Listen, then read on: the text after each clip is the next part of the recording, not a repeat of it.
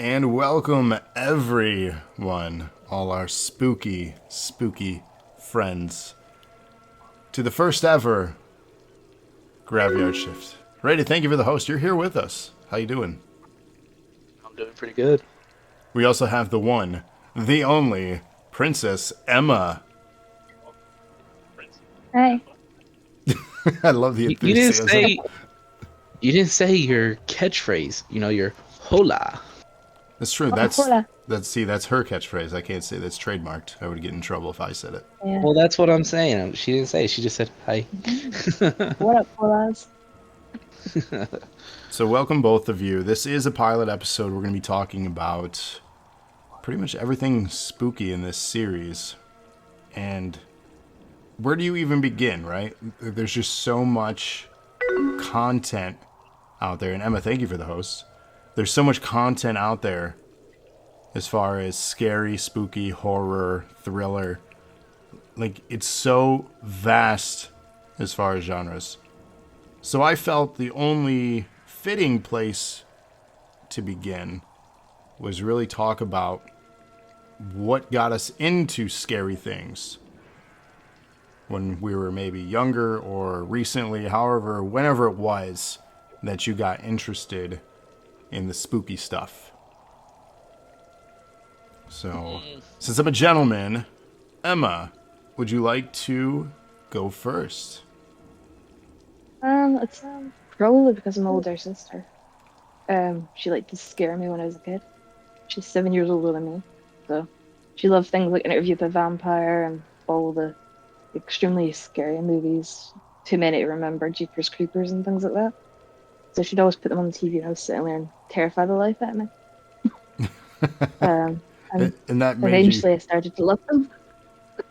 I was say that made you forcibly brave then, I would suppose. Yeah. No, she loved scaring me. And now, See, I hated Jeepers Creepers. Well, that was terrifying. Yes, that's the reason why. You found it terrifying, both of you? I was young when I first watched it, so Yeah, yeah, I it was was young. terrifying. I suppose that's fair. That came out in what, the early 2000s? Yeah. I want to say it was like 2002 ish. Yeah, I think I was like 7 or 8, Yeah, it was a while ago maybe. then. Batman's 2001 was the first one. Then 2001. So 2003. 20 years ago. That's okay. So knowing both of your ages, that makes sense. Obviously, I'm not going to share your ages with listeners unless you're willing to share, but 30. 26. so see, that makes sense. You were quite young to watch a movie like that, maybe. To me, and I'm so desensitized to the genre, I don't feel that movie was. Maybe I don't remember it being that explicitly violent. I remember it having scary stuff because obviously they're trying to get away from that creature. Yeah. Yeah. Well, that's the more so part that got me was like it wasn't so much the violence or anything like that. It was just the fact of like the jump scares. That's what would get you. It's true, and there are a lot of them in that. There's a lot of suspense. Batman says they never saw the third one. What's up, Ty? It J Ram came out. says the third one. Go ahead. The third one came out in 2017. Yeah, it's fairly recent. They waited a while to release the third one, and I'll be honest with you, Well, they I have didn't a like the third one. they have a new one coming out A this year. fourth? Yet another? Yeah, Interesting. Jeepers Creepers Reborn. Oh It goodness, releases at the end of October. goodness! I did not even hear about that. I'll have to now watch that. There are a lot of series making a comeback. Paranormal Activity is making a comeback again when we thought that was dead and gone. For J Ram in chat here, it says, for me, it's probably because my uncle let me watch Halloween at 5 years old. Took me to haunted houses, and my dad and uncle used to challenge me camping to go on night quests. So J Ram in chat grew up with scary stuff. So, question with that, and this is to you as well. Thank you for the host, Ty.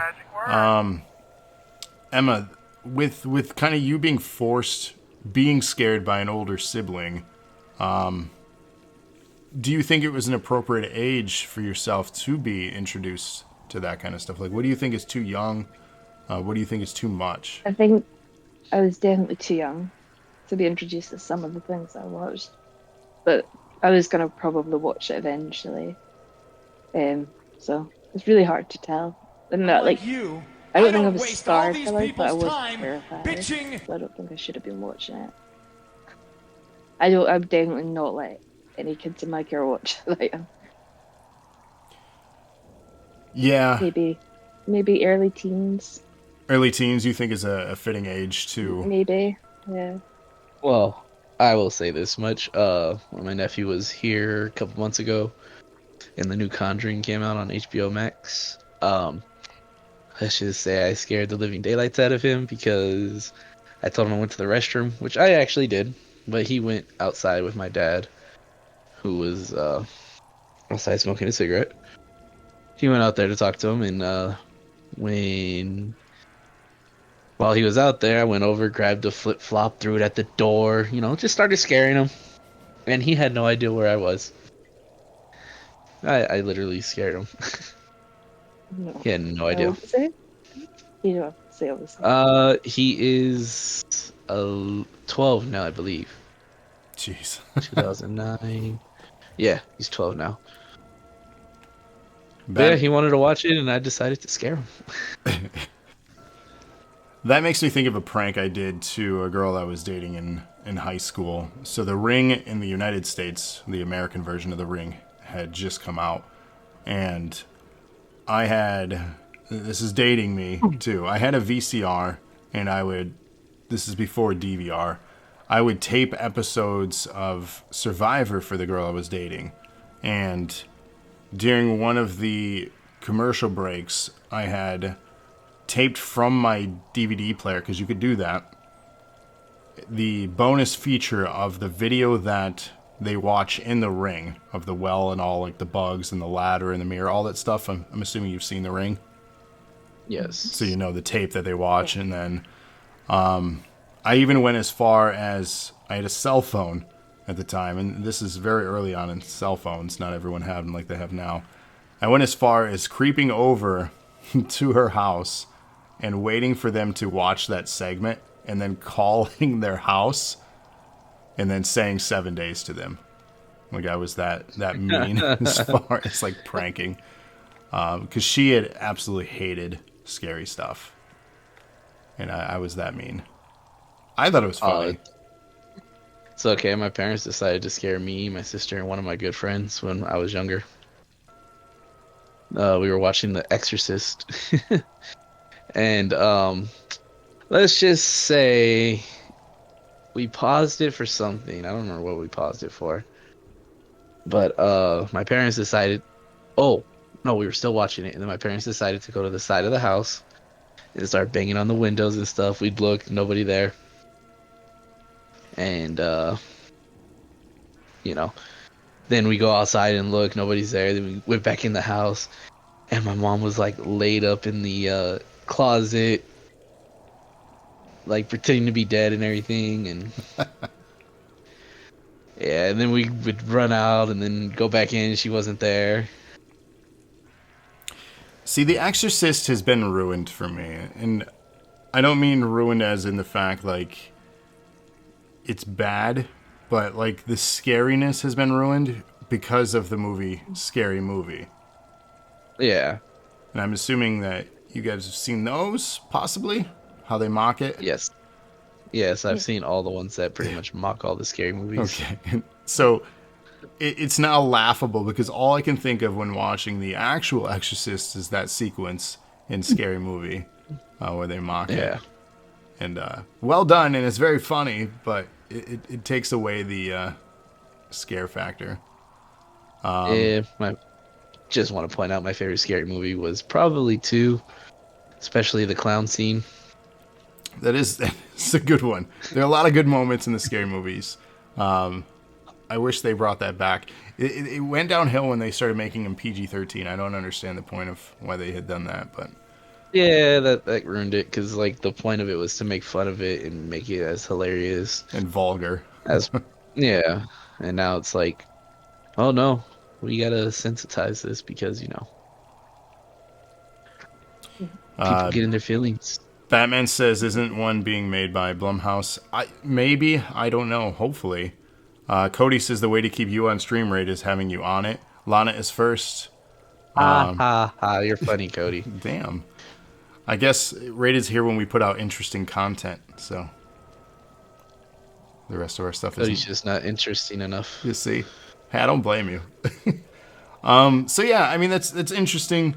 What Emma said, that young teens, is possibly like a appropriate age for content. With that, I have a question for both of you. Then, what was the first like scary movie besides like Jeepers Creepers that you had mentioned? What was the first ones that you remember watching then, like vividly, and being just maybe petrified or mortified by, and it still sticks with you to this day, outside of Jeepers Creepers being the example already? Silence of the Lambs, I think, was one of them. What one? Silence of the Oh, Lambs. Silence of the Lambs, yes. I really remember that. Like, just from pieces. I don't think I've really watched it ever again, but it was horrifying a bit to me at that age.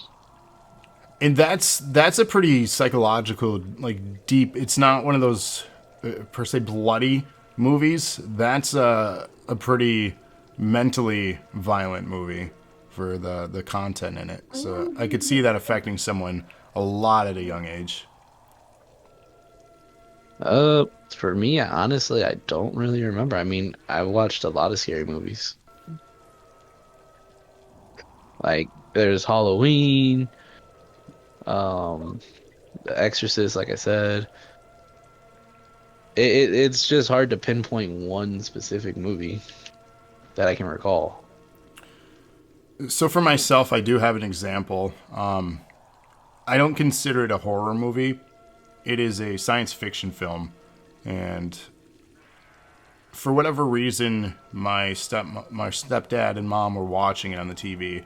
I can't remember how old I was, but I was fairly young, and I didn't want to go to bed for whatever reason, and I would creep into the living room and just kind of watch what they're doing before I'd speak up, letting them know that I'm in the room, even though they probably knew I was there watching. They had on the television, because we got the movie channels back then, a movie called Fire in the Sky. Have you ever heard of that? No. I have. So, And it's been so long since I've actually seen it, so don't ask me about it. it's about alien abduction, and it's based on a true story, air quotes. Yeah. And as a kid, you immediately think that's 100% real then, based on a, Oh, you know. most definitely. So, and the lead character was named Travis, which is my real name. And I lived on a cul-de-sac, and my bedroom window would be just appropriate enough for when a car turned a certain way on our street, it would light up my room. So every time Ooh, I thought the aliens were there to abduct me. And for whatever reason, that stuck with me. And it is considerably one of the most graphic, like, abduction sequences in a film. And yeah. it's pretty spooky. And they run tests on him, and it's a dark movie, and it's one of those. I like alien genre films. I like science fiction, but that one, for whatever reason, creeped me out. And I haven't watched it in a long, long time. I don't know if I would have the same effect going back on it, because there's not much that really scares me anymore. But I'm curious to see what that would do for me if I watched it now. Going back in chat, J Ram said Evil Dead got them. Saw right about 10 to 13 years old. Evil Dead's pretty dark. So at 10 to 13, that I could see that. Cody says Trilogy of Terror was the first scary movie to F them up. I could see that as well. Andrew Alana says, I did this exact same thing with The Juror. The bad guy kills somebody by making her take a pill while sleeping. I was terrified I would fall asleep with my mouth open for years. Trevor, thanks, Trevor. Gotta love Trevor here. Trevor says the aliens would have brought me back. Thanks for that. So origins of horror for us. We talked about our first, like, memories, first things that scared us. Now let's talk about what is the first thing that made us dive into the genre and become hooked to it, and to become fans that we are still to this day of scary things. So what is the first thing that you're like, yes, I love this stuff. I need to find more like this. I want to keep watching this kind of content.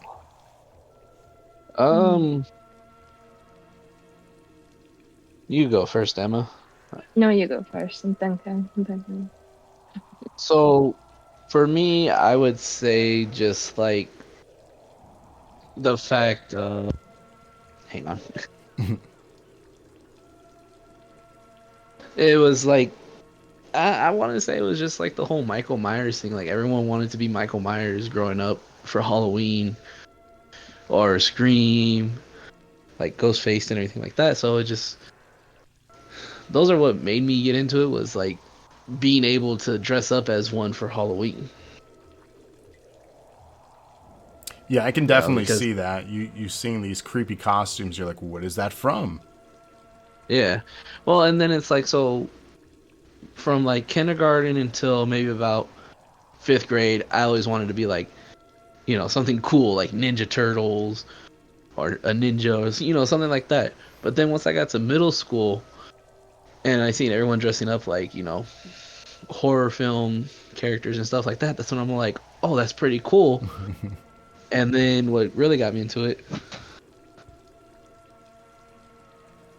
And I mean, that makes total sense. Well, and then it was one year I was able to dress up as Bloody Ghostface, the one that had the pump. Yes. That you could have the blood squirt down. That was like the coolest one if you had that mask. Yeah, it was. I never got to have that one. I'm jealous of that.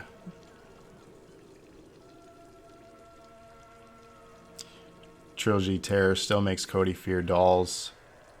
Batman hates dolls. Is that a general consensus that dolls are creepy?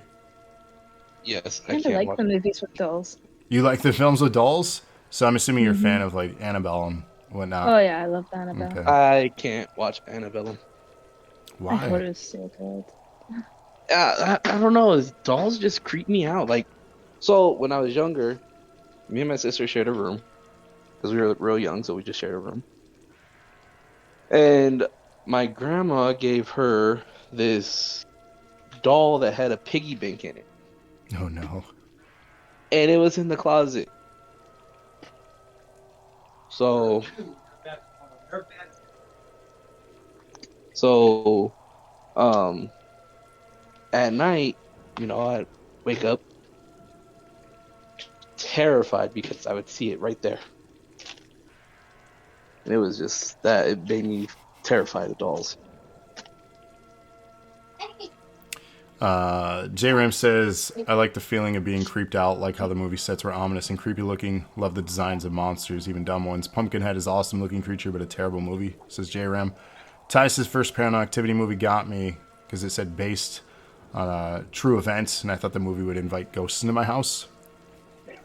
Trevor couldn't stand Paranormal Activity. He was bored the whole movie, except when the invisible thing grabbed her leg, dragged her down the hall. You laughed at that. He says, I love the Paranormal Activity films. I thought those are fun. I love like found footage type stuff. I was a big fan of Blair Witch Project. That was a movie that I watched too, and like, because I was young, I didn't understand it at first, but as I got older, I understood it.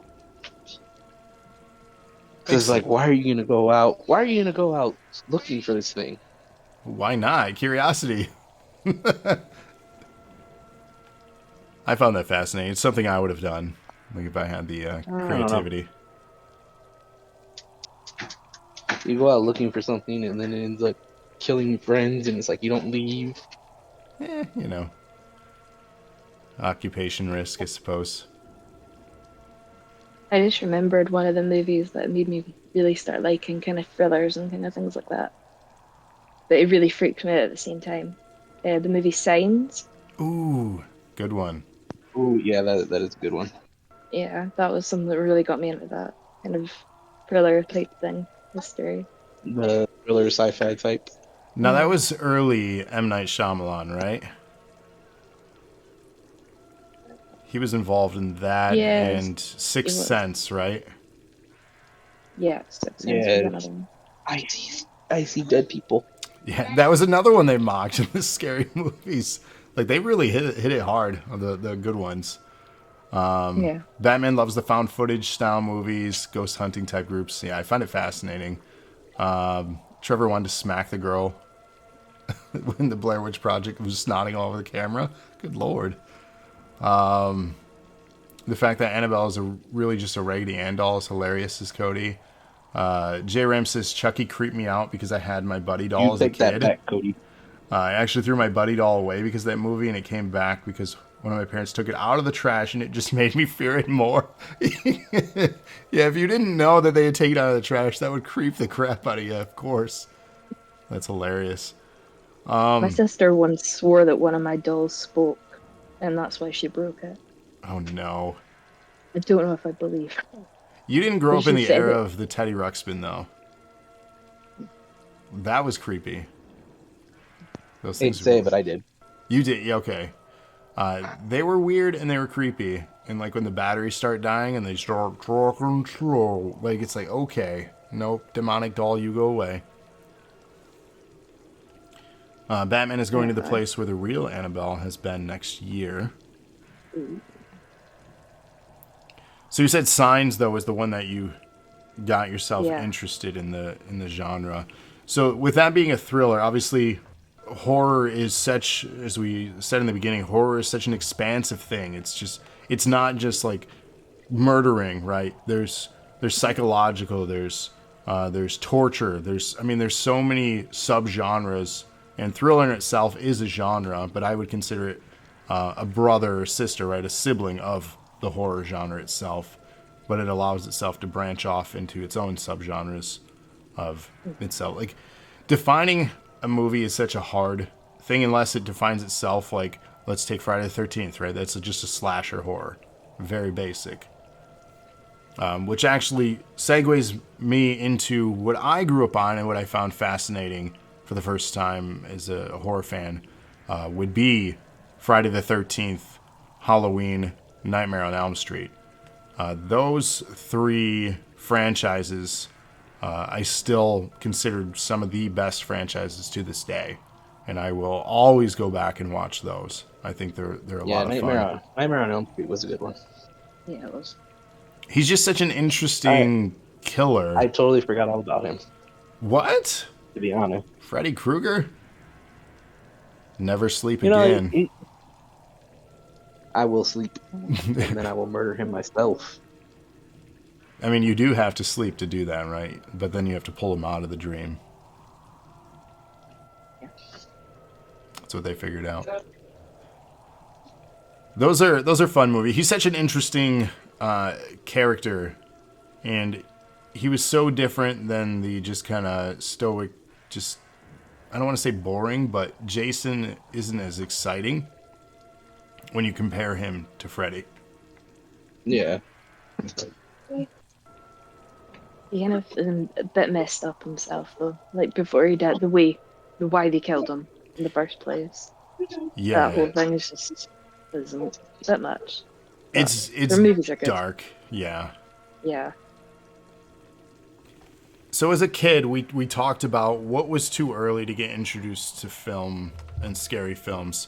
As mentioned before we went on air, there were a few things that got me into scary before I got into films itself. And one of which has just a kind of brief story.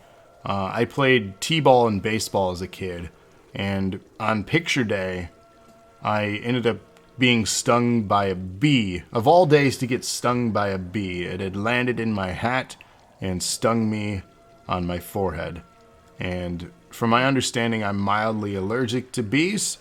So this was an unpleasant experience because I had to go to, I think, like an urgent care instead of having pictures done that day. So that was fun. And then as a follow-up joke, my mother had bought me a book. It was a series that had been out just for a short period of time called Goosebumps. I'm assuming you've heard of Goosebumps. Yeah. And the... Yes, I have. That one. Love the books. Oh, they're great. And it got me into the series. But the first one that I had acquired as a gift before I started reading the others was volume 17, which is called Why I'm Afraid of Bees. Oh gosh. So thanks Mom. I'm mortified of the experience and mildly embarrassed that I got stung on picture day by a bee, and I was freaked out by it that she got me that Goosebumps book. I read it, I enjoyed it, and then I found out, I'm like, number 17, huh? There were others. And I became a collector on that day because I started collecting the other books. And to this day, I have the original run of all of the books. And I took a picture of that on my bookshelf and tweeted it out and actually got a response from R.L. Stine, his account. I don't know if it's him or somebody that's, running it for him. But they actually retweeted me, which was super cool. So like one of those things when you're a child, a book franchise that you absolutely adored, somebody tweeting you back, that was kind of one of those moments where it was just a super cool moment. Now there was another book series that you guys might remember too that I got into. And my stepsister actually had one of them, and then you remember the Scholastic book fairs? I don't know if you guys did those. Did you do those where you're from, Emma? Yeah. Yeah. I remember those. Yeah, we get those over here. Okay, so that's a worldwide thing. I don't know if that was region specific, but that's awesome that they do that worldwide then. I'd acquired the other books at the Scholastic Book Fair, and it was Scary Stories to Tell in the Dark. Ooh, I love those. So these are reprints because my other ones are damaged, unfortunately. But these are reprints. So I have the first 3 books. and they're miniature versions with all the original artwork. So as a kid, like, this is horrifying artwork. Oh yeah, So I I mean, remember those. there's just like some really graphic stuff and some really dark stories. And I read these to my kids who are 5 and 2. And with the follow up, returning to that question, Emma, you said as a young teen, as far as literature goes, is that too young to expose my children to that type of content in a book form? Um, Depends on the content, really, and how scary it is and realistic, and what their personalities are like, I guess. Yeah, Like, are they going to be affected by it? Are they the type that don't really react to it? Do they find it fun? Or is it going to give them nightmares? I think it all depends on that kind of with them. true. My youngest definitely likes the scary stuff. We watch stuff on YouTube all the time of like amusement park rides and haunted house Oh, yeah, walkthroughs. my kids are always watching scary stuff on YouTube. Are they? So maybe they'll be the generation that is more desensitized than we were to it. But Yeah, that they like the also, Probably. creepypastas and stuff. yeah, it makes me sad though, because they might not be as jumpy or scared as we were then and react the way we did to the content. Yeah, probably not. For sure. Probably not, yeah.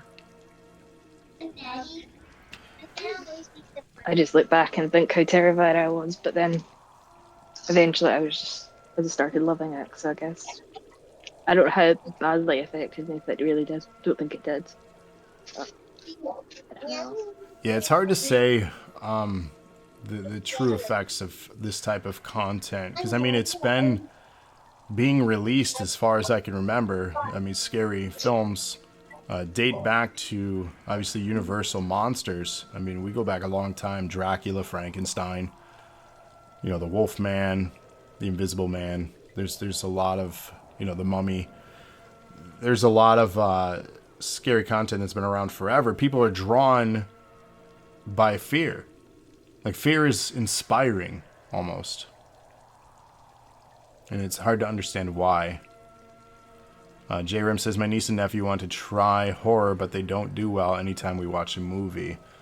Yeah, how do you introduce someone then to that? What's, I guess this, before we get into our main topic, which will be Squid Game tonight, the last question I have, what is a good starting place if you were to introduce someone to horror? Like, what would be your go-to movie to say, this is horror, and here's why I want to convince you to like this genre?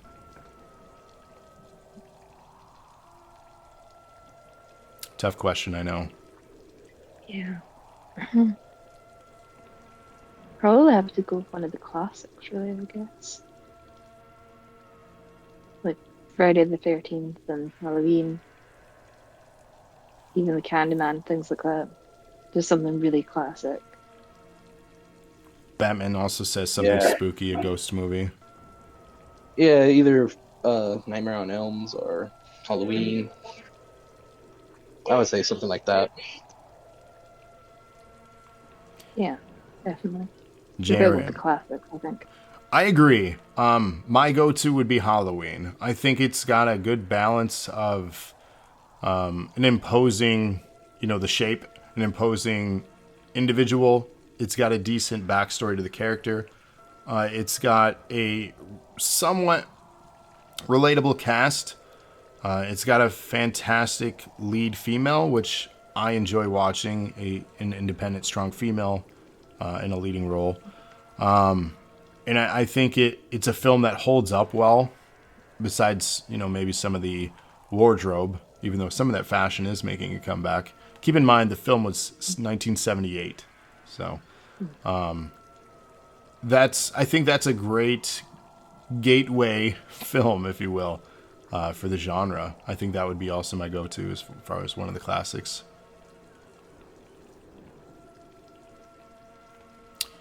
J-Ram says Insidious was your first movie they tried. No gore or killing, but it was creepy. He did that maybe. Amityville Horror is the best horror film, says Cody.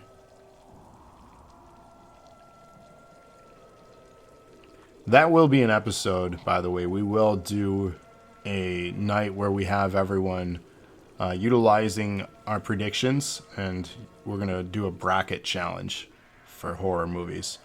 I'll build something in advance where you can submit to the list so we can build a bracket of, maybe 32 or 64 of the best horror movies of all time, and then we'll narrow it down together and see what we can come up with the community. I think that'll be fun. Because that definitely... I could ask that question now, but it's so subjective, and I feel it could be ever-changing, because even with my opinions on my favorite horror movie, it's going to depend on my mood. I have multiple bookshelves of movies, and I would say at least 75% of those shelves are scary movies. So it's really dependent on mood. Trevor wants to put Titanic in the bracket so it can lose again. Oh no! I just want to go back to when you were saying about Halloween would be the one that you would introduce someone to. Yes. You really only watch spooky stuff when it gets around Halloween, so Halloween would probably be the best fitting movie to watch because of the title, obviously. Fair, I'm technically only allowed to share scary movies with my significant other around Halloween. Yeah. So I'm allowed from September 1st until Halloween itself to share spooky movies with her. Yeah, but no. What I'm saying is every now and then watching a spooky movie is fun. It's something different. But you don't really start actually getting into it until it gets closer to Halloween. So like around September-ish, beginning of it, like you were saying, that's when people really start getting into it. Yeah. Because it's like, oh, it's getting closer, so let me start getting ready, And it's getting darker outside, and it's spookier. I just love it. Yeah, exactly. So it's like May, yay, hey, I'll watch, The Conjuring or something like that. But then when it comes towards like September, it's like, ooh, it's coming closer to fall. I'm gonna start watching Halloween, Nightmare on Elm Street, Friday the 13th. That's when you start actually watching those. So I would say Halloween would probably be the best fitting one because, for one, the name, obviously.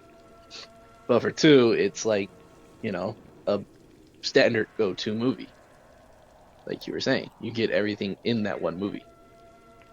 So, fun fact, I don't believe that Halloween was the original title for that film. I think they had something else in mind, but they had changed it towards the end of the production to Halloween.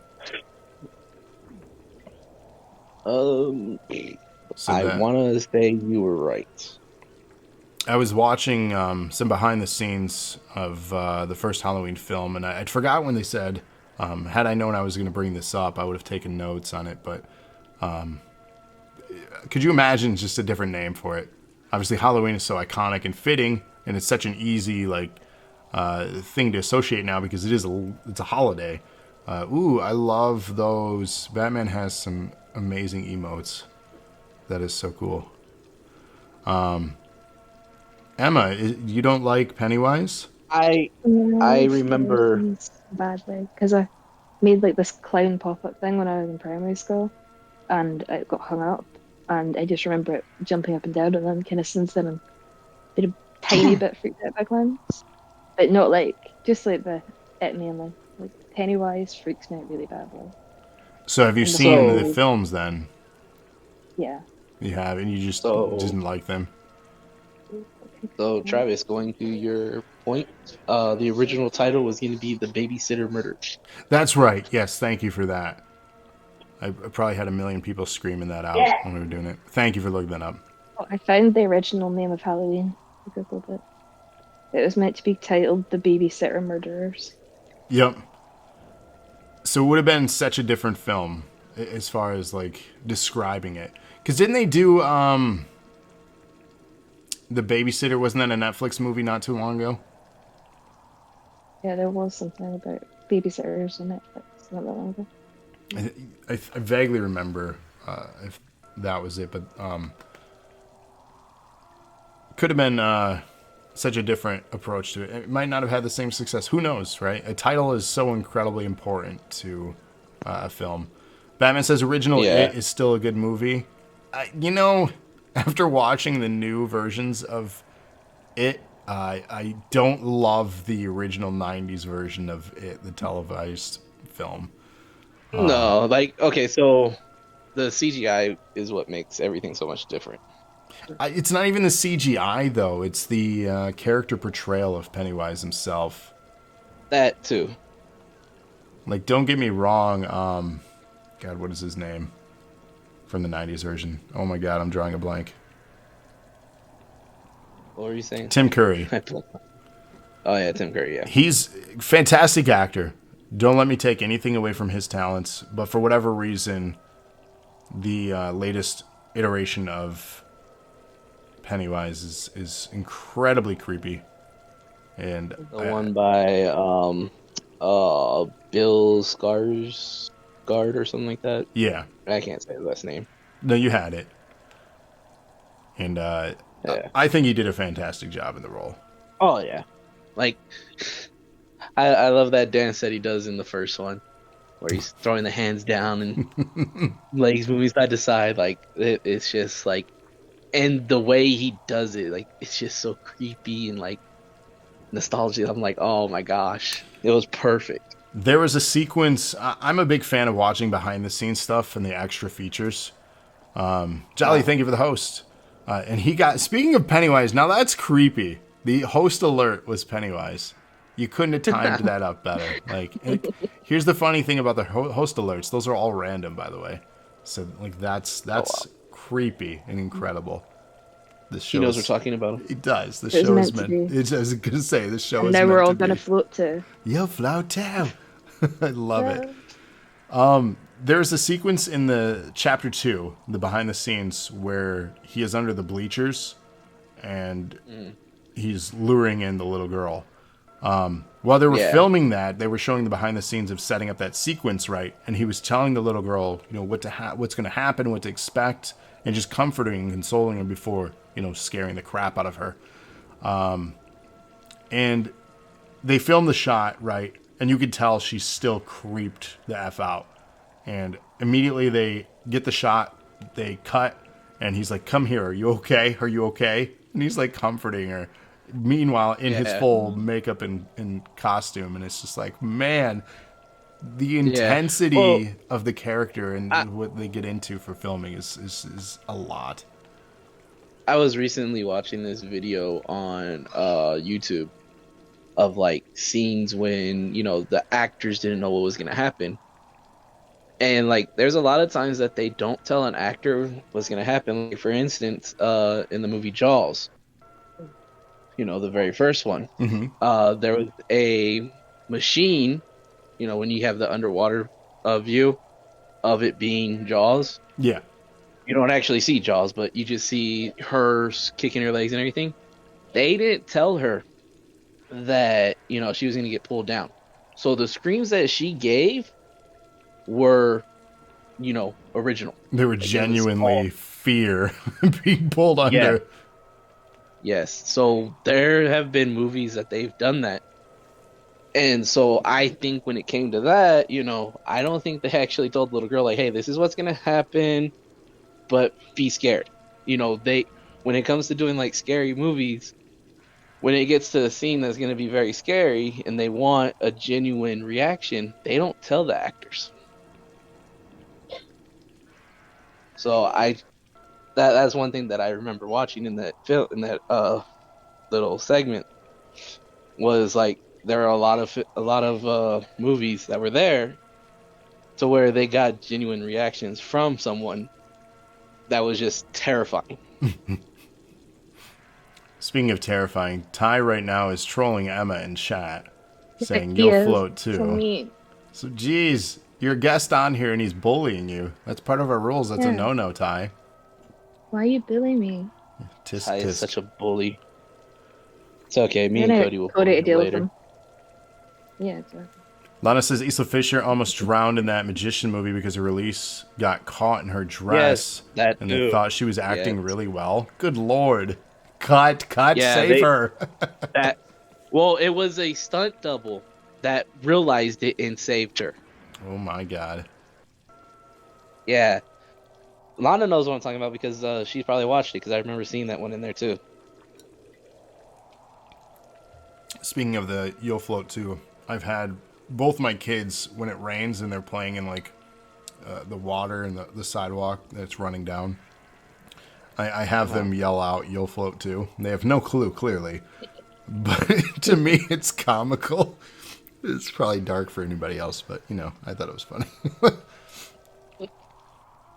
Yes, we'll have a whole dedicated episode to things like the It franchise or any series like Friday the 13th. We're gonna break those down and discuss things in more detail. I love all these backstories, and again, this is serving as the pilot for this series to come. I'm very excited to dive deeper into these stories and the behind the scenes. What I do want to dive deeper into is our first main topic, which is trending lately on Netflix. If you have Netflix or you have social media, I'm sure you've seen memes, GIFs, or things trending. And if you've seen it, you get it. If you haven't, you have no clue what people are talking about, which ultimately piques some people's curiosity, which did pique mine. I was like, you know what?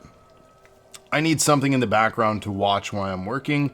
And why not the Squid Game? And then I found myself binging it. It's only 9 episodes. It's easily bingeable. Each episode is just under an hour. There's one that's only 30 minutes. Is there? So one of them's fairly Yeah, short then. episode 9. It's the second to last episode. Weird. I wonder why that one's so short. So here's a bit of a background on the story. Are there any spoilers on this? Potentially yes. J-Ram is 6 episodes in. We'll give a breakdown, trying not to spoil stuff, and then we'll get to a section where we'll say earmuffs. Give you a heads up. Yeah, we'll give you a heads up. So 6 episodes, you're fairly deep enough into it. Yeah. But here's a breakdown. So it was just recently released, September 17th, 2021, worldwide, distributed by Netflix. It is October 6th, 2021 for posterity on the timeline of this, how late to the party we are as far as trending, which for me, I'm on it for once. Usually it takes me a long time to get to things that are trending. This is quick for me. I'm impressed with myself on this. I think it helped that it was only 9 episodes. And then the other thing that helped was that it was a foreign series, which I'm really into foreign content, so I was all in. And it also has an actor that has a cameo that was in Train to Busan, which if you haven't seen that yet, I highly recommend watching that. Fantastic take on zombies. Really good film.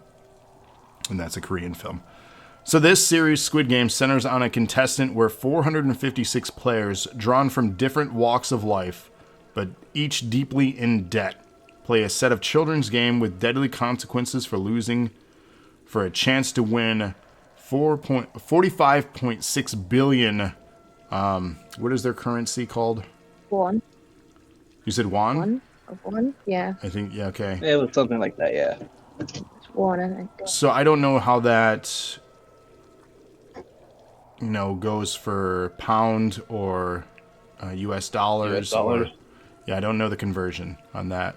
So out of curiosity, 45.6 billion won, if anyone ever wants to look that up to see what kind of... Or $8 billion, apparently.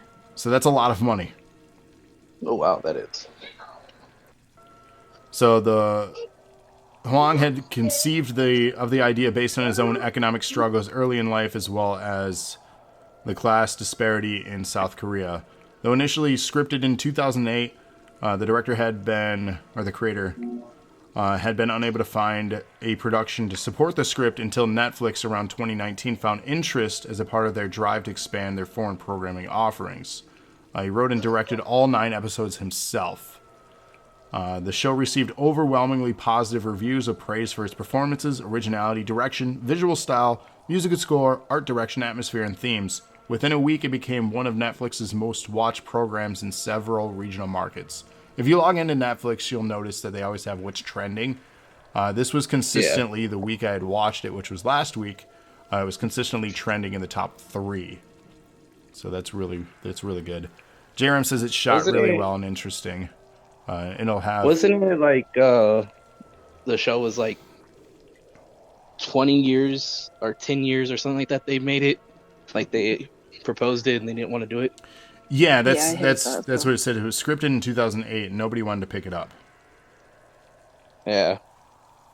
Sorry, I was kind of making the kids' dinner real quick. Oh no, you're good. So it's interesting and smart on Netflix if they want to expand their programming into other markets. This was a good one to pick up, Yeah. and they did a fantastic job. We don't know. There's talk about adding more to the show, having another season. Trying not to Well, say anything without spoiling here. I really I hope they do another believe season. I believe they will, especially with how much it's trending. I mean, anything that gets I that hope kind Oh, of so. attention, they generally do. well, look at I, I'll just throw this one out there. I know it's really not a Halloween type, but the show Lucifer, originally was on Fox, I believe.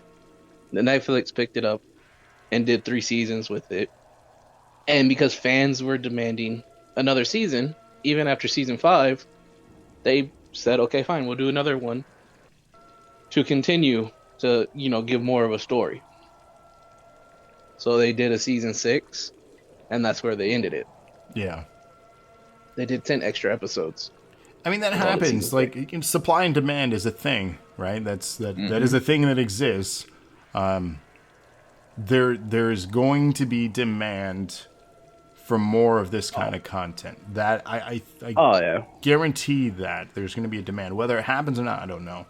Would I like to see more? Of The, course. the only thing that they might do differently is instead of like dubbing it the way that they did to where the words didn't match up at times, I think they might do, the Korean and English version. Like, So you mentioned you know what that I mean? JRM in chat says I don't do dubs. JRM says I hate them personally. And shout out to Blake for the host. Thank you so much for the host. Here's the thing, like I've been watching a lot of foreign content for a long time. I've been a big fan of Godzilla for a long time, so dubbing, subtitles, like that stuff doesn't bother me.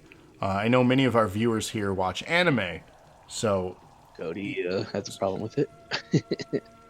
he I don't understand. Like Batman says they don't like subtitles also, and It rated. doesn't bother me. I was gonna say, I've rated. You always just watched mentioned shows you with you wanted subtitles. it to be better done as far as the voice actors that did the dubs. Yeah. Well, I'm just saying because when you get the old people, like the old man, you know, his voice that he has that, they use doesn't quite match how he acts.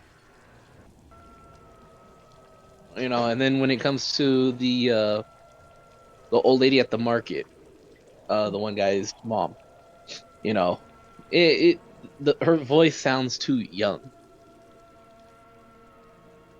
you know, Emo, and how I did don't you know if a feel lot of about it? I kind of thought that sometimes, yeah, the voices didn't really match the person fully, but it didn't bother me too much because I always watch shows with subtitles anyway, so either way, I'm always looking at subtitles and the person. So it wasn't a big deal to me that it wasn't like that, and it wasn't all perfect Yeah. because I still yeah, enjoyed the show quite a bit. yeah. That I mean, it wasn't the biggest problem. Like there wasn't really that big of a problem with it. It's just that's my only thing that I would say they should do differently. If you had to give like a negative type of feedback for it, Right. I mean, you think it's that far as saying negative or just feedback in general? uh, well, feedback in general, like because most times when you want feedback on the stuff that was bad. Because I mean, they did a lot of great things. Yeah. Lana, I don't know what that was. She just typed some stuff. I don't know. Gibberish. Yeah. Are you okay? I hope you're okay. But Lana, Did you have too much wine? what is she doing? She's like, Maybe it's some sort of code and we're meant to figure it out. are we trying to figure out a code here? What is happening? So, Maybe it's our own horror mystery. yes, we have a mystery on us now. So, Lana, if you're listening, there is something that she had brought up. Now, she hasn't watched the show, but she did some research on it. I don't know if it was like an article she saw or something that she's creeping me out now with her comments. But she had found some stuff out that some of the translation. Oh, you were typing Cody's safe. Okay. I don't know. That was the alphabet backwards. Okay, we figured it out. We cracked the code.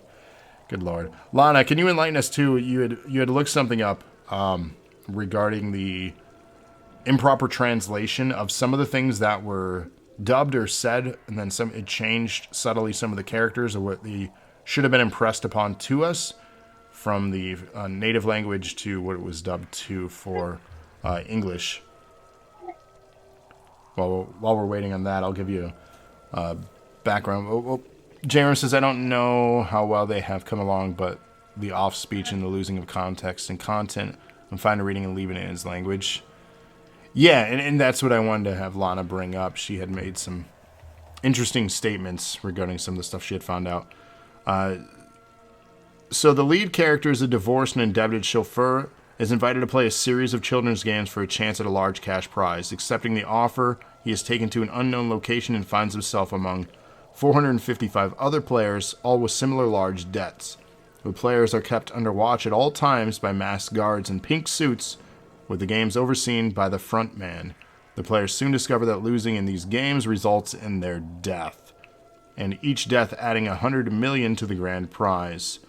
Jihan allies with other players, including his childhood friend, Cho Sang-woo, to try to survive the physical and psychological twists of the game. Lana says it was on TikTok. The poor woman was dubbed to say, I didn't go to school, so I'm not smart. She actually says, I'm very smart, I just can't afford school like you. So there were some errors in translation there, which changes the character a little bit.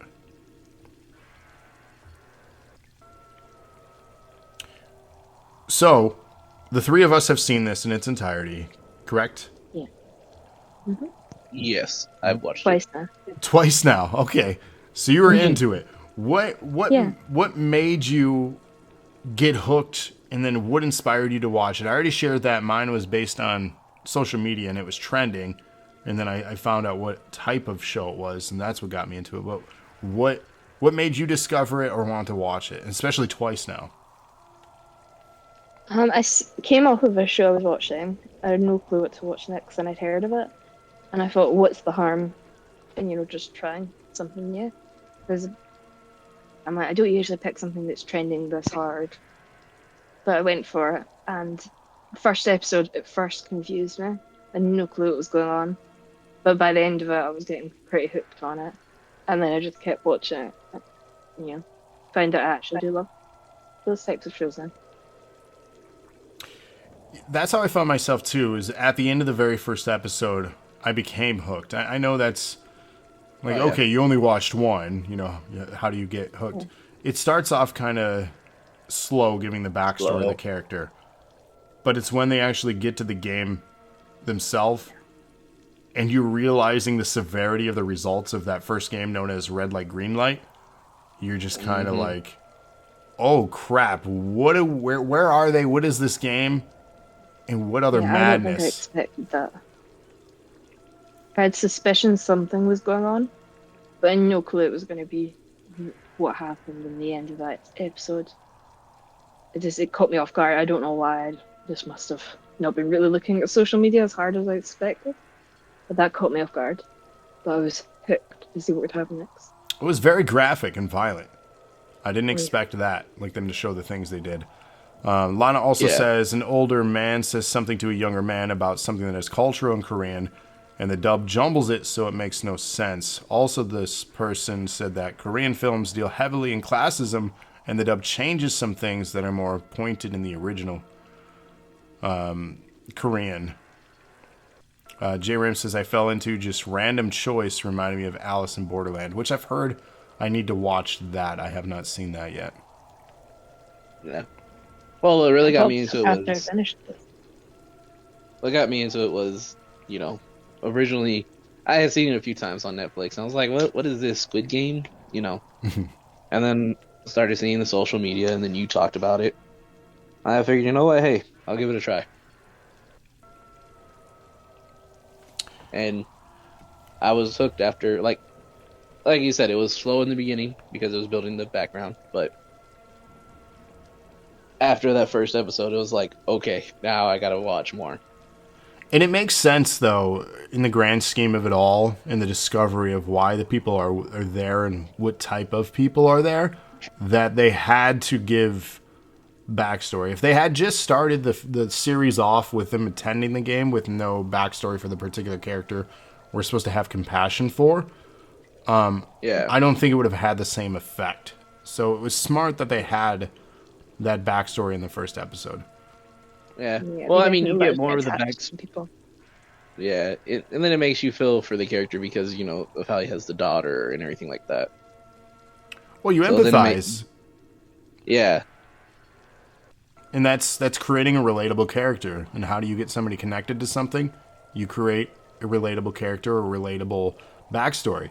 I'm yeah, sure that many of us, at some point in our lives, we've been in debt for something. Like, that is a common, relatable thing.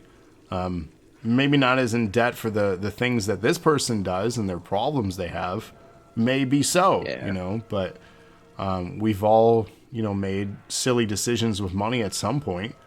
I did so with a credit card at 18, We all have situations, and this got them involved in this game. So Happen to anyone. so the episode ends with that red light, green light game, which we've already learned, like, why and they bring this up quite a bit. There's a lot of conversation. There's even a backstory on Squid Game itself as they're setting up the show. In the first episode, we're introduced to a game of Squid Game, which earmuffs, JRAM, spoiler alert section, becomes vital in the long run, right? yeah. Yeah. But I don't want to jump just that far ahead yet. We're still on episode 1, Travis. Still episode I 1. took notes to stop myself from doing that. I know it's hard not to jump around when there's so many thoughts. So the first game is red light, green light, where those who lose are gunned down on the spot by this giant animatronic Girl doll. a girl doll. Yeah, what did it symbolize? Did we ever find that out? Did I miss that? I don't think it's I a don't child, believe. I guess. It's a Yeah, it child. was it's just meant random. I think it's just meant to remind you of being a child. Okay. I'd hoped And I also didn't it's a miss little it. girl, so it's meant to remind you of childhood games. I think the little girl just symbolizes playing as a child. Which is just creepy in itself because the voice, the red glowing eyes when they turn around, the facility is enclosed with snipers all around, and they are gunned down on the spot. There were people that are pushing each other. There's even a point where somebody saves each other. But if it goes Yeah. red light and you move, that's it. Game over. Like, literally, they're done. They're dead. Yeah, I think the first person that got eliminated was the point where they all kind of thought it was a joke, that it wasn't real. That Well, he'd actually been shot. right, and a bunch of them just kind of like didn't know how to react, and then they realized what was happening, and then a bunch panicked, and then they were all gunned down. Yeah, because it was like as if they thought the gun sound just meant you're eliminated, and the guy came at it and fell. Until the Yeah. other guy behind him said, get up, what are you doing? And then he realized. And then it was chaos. That was intense. It just went wild from there. You got to consider Yeah. something like this too that's interesting, especially being invited to play a game like this, we are groomed on a generation of reality TV. We see shows like Wipeout. We see and are influenced. Japanese culture loves game shows. They have a lot of things like Wipeout in their culture and their reality TV. So, in these people's perspectives that are playing this game, the worst things that happen is, people might get hurt and fall down and heavily embarrassed, but not gunned down. Like, this is probably wild to have happening to them. Yeah. Well, I did find it funny though, how after the first, red light, green light area, after everyone got gunned down that first, and they go back to saying, green light, and she turns around, and nobody's moving, and then all of a sudden you just see the old man Oh, that trotting got across. me. He just looks That so I just happy started though. laughing because he's smiling while doing it. I'm all like, are you serious? He's just like in his childhood, living life, so happy. And that I was kind of thought to myself that he really might be really that far gone in a memory that he's not realizing what's going on around him.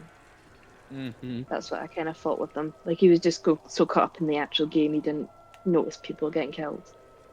It's like he knew he was just going through this one last time. Well, not trying to get too far ahead, but it does come into where it's like he sits there in a few of the games that they play.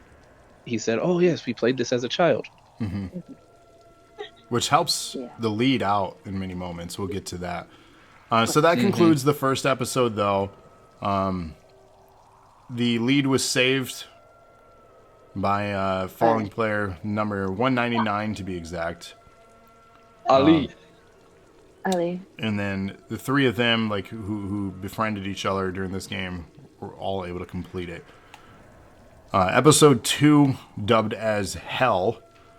More than half the players were killed in the first game, which, if you watched it, it's incredibly graphic and violent, and it was awful, but it was so interesting that all three of us here on this podcast had to continue watching the show. So more than half were killed in the first game, and some survivors are begging now to leave because they're back in the corridors. According to the third clause of the game's agreement, if the majority agree to end the games, all players will be sent home. This leads to a player vote, and player 001 deciding vote has all of them sent home safely. So player 001 is the old man. Yes. Upon returning, Jihan goes to the police, but no one believes his story except the detective whose missing brother received the same card as our lead in the story here. The game staff give the players the chance to resume playing, and many return, including our lead, whose mother needs a medical procedure. Sang Woo, who is about to be arrested for financial fraud, player 001, who has terminal brain cancer, player 067, who wants to smuggle her parents out of North Korea, and player 199, who attacked his boss for withholding wages, as well as player 101, a gangster on the run. Jun-Hoo secretly follows Jihan when he's picked up by game staff. So we basically, episode 2 slows things down a little bit from the excitement of the conclusion of the first episode. This expands upon the game, the facility we learn about, all the other characters that we're going to follow for the short bit of this run, and it expands upon. It's just an establishing episode.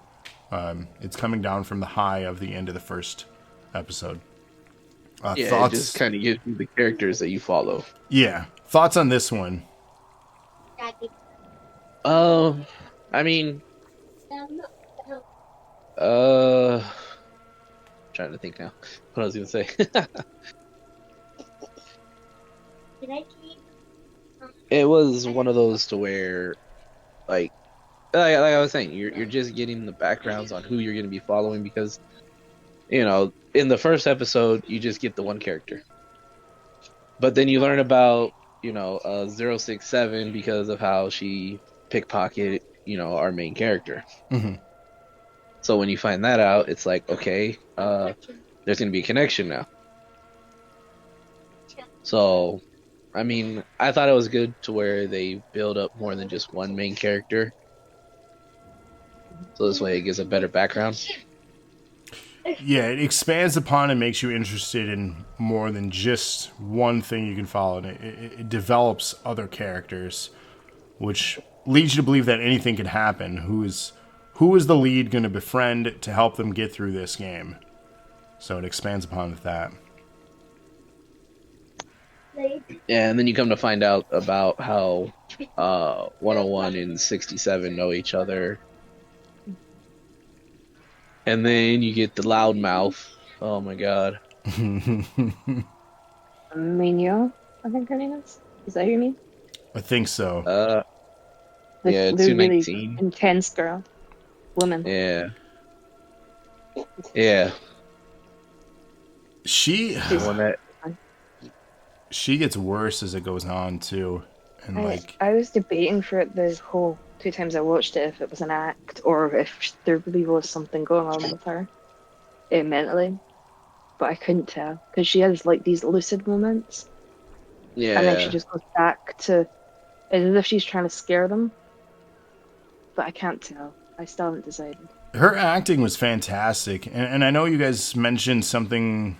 You know, some of the feedback was on the dubbing, but even with the dubbing, like I felt like the character fit. Oh Like, yeah, that one fit. Yeah. Mine was more so Hopefully. for like the older people, yeah, you know, because when it came to like, you know, the main characters and all that stuff, you know, their voices, you know, sounded like it was their age and everything. But then when you get to the older people, you know, it sounds like you're having a 40-year-old voice a 70-year-old. Yeah. There was just too much enthusiasm and excitement in the voice, is what I'm trying to say. yeah. Like, yeah, you want that, but at the same time, you want it to kind of fit the character. And I just felt like that was the only downside.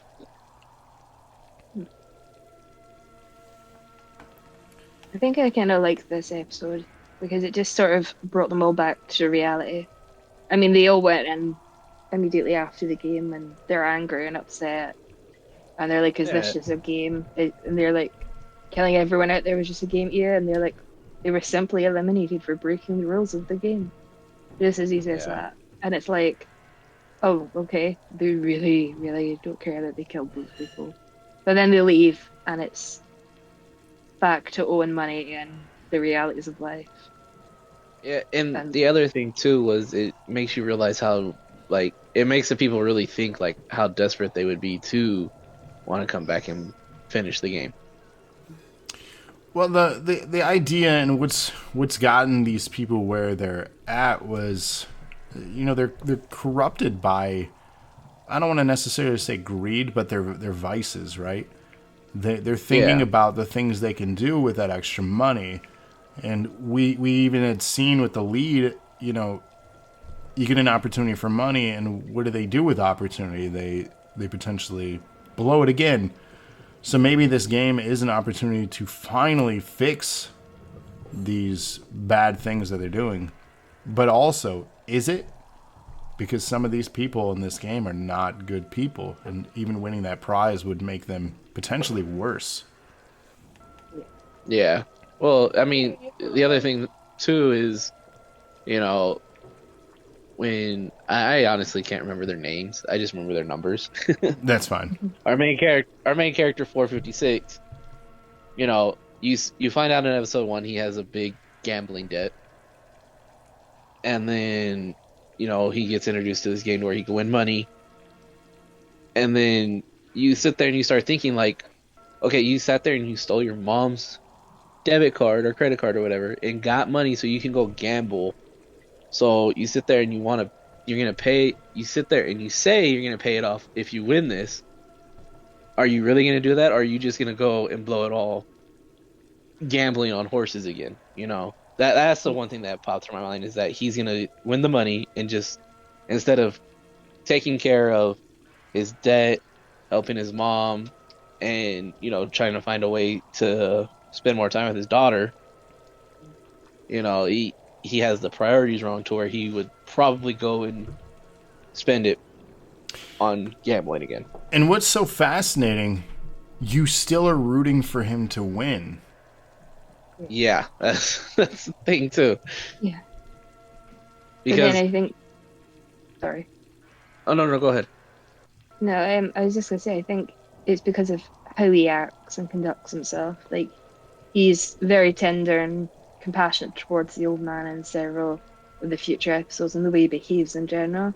Aside from his addictions and the fact that he does all those other things outside the game. Inside the game, he seems so caring that it just makes you really want to love him because he's doing all that. Like, everyone else kind of avoids certain people and he doesn't. Yeah. And he just goes Well, for it. And that makes you really like him.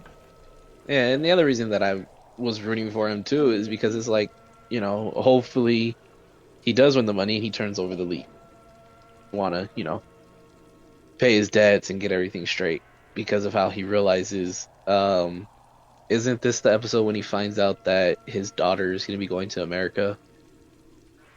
And that was in the first one. That was, he finds out right before he phones the number initially, I thought. Yeah, Yeah, Because which he's meant to take his inspired daughter him. out for I couldn't friendship remember. I couldn't remember if it was in episode 2 or 1 where he finds that out. Yeah. Yeah. He goes to visit the his daughter and that side of the family after in the second one. Yeah, well, because he gets to spend her birthday with him. Yeah, that was in the first one. Yeah. Yeah. But he seems so resigned to the fact, like, his mother was saying, you if you got a stable job and an income, you could get her to stay here. And he doesn't really look keen on that idea. Like, Yeah, it's as and if he's just so resigned to it never going to happen that he's just not going to even try for that. yeah, and But that then he was the one phones thing the that number. yeah, and that was the one thing that made me think of, that he would turn over the leaf so this way he could try to keep his daughter Mhm. with him, or he would try to find a way to move to America to be with her. Yeah. And I think that's ultimately why we're rooting for him to win, because we want him to turn a new leaf and become a better person and be forgiven of, his past, problems. We're seeing the good in someone, and I think that's something to say about ourselves too, as humans. We want the best out of people, and we ultimately can and do forgive people even when they've done awful, awful things. So that says a lot. So I find that fascinating too. Already, we're 2 episodes in. We're establishing depth through these characters, which brings us to our 3rd episode, "The Man with the Umbrella." Jun-Hoo hides among the masked staff as they travel to the game's island location. After waking up in the dorms, the players are more prepared and start forming alliances. Ji-hun, Sang-woo, player 001 and player 199 team up and note that most players returned, including player 212, who was the first to beg to leave. Player 067 sneaks into the vents and observes staff workers in the kitchen. And then we're introduced to the second game, which, my God, this one stressed me out more than the first. I didn't think that was quite possible. But the second game, the players are to pick a stamp shape out of a, how is it pronounced? Dalgona? I believe so. Sang-woo identifies the game quickly using information from player 067, but does not warn his teammates and picks the simplest shape for himself. So this one is so stressful, and I've seen online you can order and do these things. Like, this is an actual thing you can do. It was a honeycomb candy. Yeah, it was sugar honeycomb. Yeah. I'm reading from this as well. It sounds good. I've never had one of these. I haven't There's either. in a lot of ways, but it's good. I've had honeycomb itself before, but I don't think I've had it in like this that they showed on screen. It was like a cookie in a little canister. Yeah. That's what it looked like. So they basically have to use the tool and cut it out. There are different shapes. Yeah, The umbrella was one of the most difficult ones for people, often and breaking. shows that. Yeah, he did. Often breaking the stem of it too was a lot of people. Much like the first game, Yeah. if it breaks, game over. They kill you on the spot. and they were able to convey like incredible stress. And keep in mind too, I forgot to mention these games are timed. Yeah, it was what, 30 minutes for this one? Yeah, I think 30 minutes. So much like red light, green light, you had to get to the end, get across the field basically to the checkpoint in a certain amount of time. You had to cut out the shape successfully without it breaking in a certain amount of time. J. Ram It's a little sewing needle. Yes, a sewing needle was your tool. J. Ram says definitely intensifies with the games, like the switch to something that takes a different talent. Yeah. This one stressed me out because while I probably could do it, I don't know if this is one I'd want to, because the idea of being timed would stress me out more than the challenge of being able to complete the task itself. Yeah. I feel like that would probably make me feel the challenge in itself, just having the timer there following me as I'm trying to not be killed. Exactly. And they're just standing over you after knowing the outcome if you fail. Yeah, with a gun. You know the outcome if you fail because you watched the first game. This one's going to be no different, assuming. It's not like they're going to randomly like, oh, go sit here and have some ice cream. No, you're dead if you fail. I think what really got me about the start of this episode was the way that Sang-woo was acting. And then it shows him having the kind of memory. And then he says he's about to tell Gian about it. And then he's just like, oh no, it's nothing. And he's like, we should all just continue to go in different groups. And he just lets them go without saying a word. And that kind of bothers me a lot, because what would have been the harm in telling his teammates, I think we should all go for the easiest one, like maybe a circle or something. Yeah, and not let them... I felt like it was a dickish move to not like tell them, so this way they could choose, like the triangle. That was like probably the easiest. I don't get it. It made me kind of think like, this guy is really gonna be an issue later on, isn't he? Because he's clearly only looking out for himself. He's really driven by the money, I think. Well, and I think they're beginning to realize that there can only be one victor. Yeah, and he seems to be only looking out for number one, whereas the others seem to have so much trust in him. Especially Gian, who is always going on about him going to that SNU, and he's kind of always looking up to... He trusts him a lot, and his friend is just stabbing him in the back, So the interesting thing on all this, too, obviously it's a hot take on society. It's such a commentary on so many things. The comparison we could easily make is the reality show Survivor, right? So half that game is physical challenges. Obviously, the outcome isn't death, but the other half is the social game, manipulation, right? Lying, just trying to con people into being on your side, withholding information just to survive another tribal council and elimination. So these people are here because of money. They are going to backstab. They're going to withhold information. And quickly they became, a problematic character for this. They're going to look out for themselves. Well, the one thing that Emma brought up was about how 456, like, he was real trustworthy. And that was something that 67 brought up in episode 1. You can't trust anyone. And I thought, I figured that when he found out what game it was, that he would tell him, because they were friends, at least to tell him. But as you guys said, he was greedy. It seemed as if without telling them, when he didn't tell them what the game was, that just made me assume, he's greedy. He's only looking out for himself. Yeah. And it's definitely going to create problems later, because he's, with the amount of trust that his teammates seem to put in him, if he's going to remember a member of that team, he's just going to sabotage them if they survive and continue on.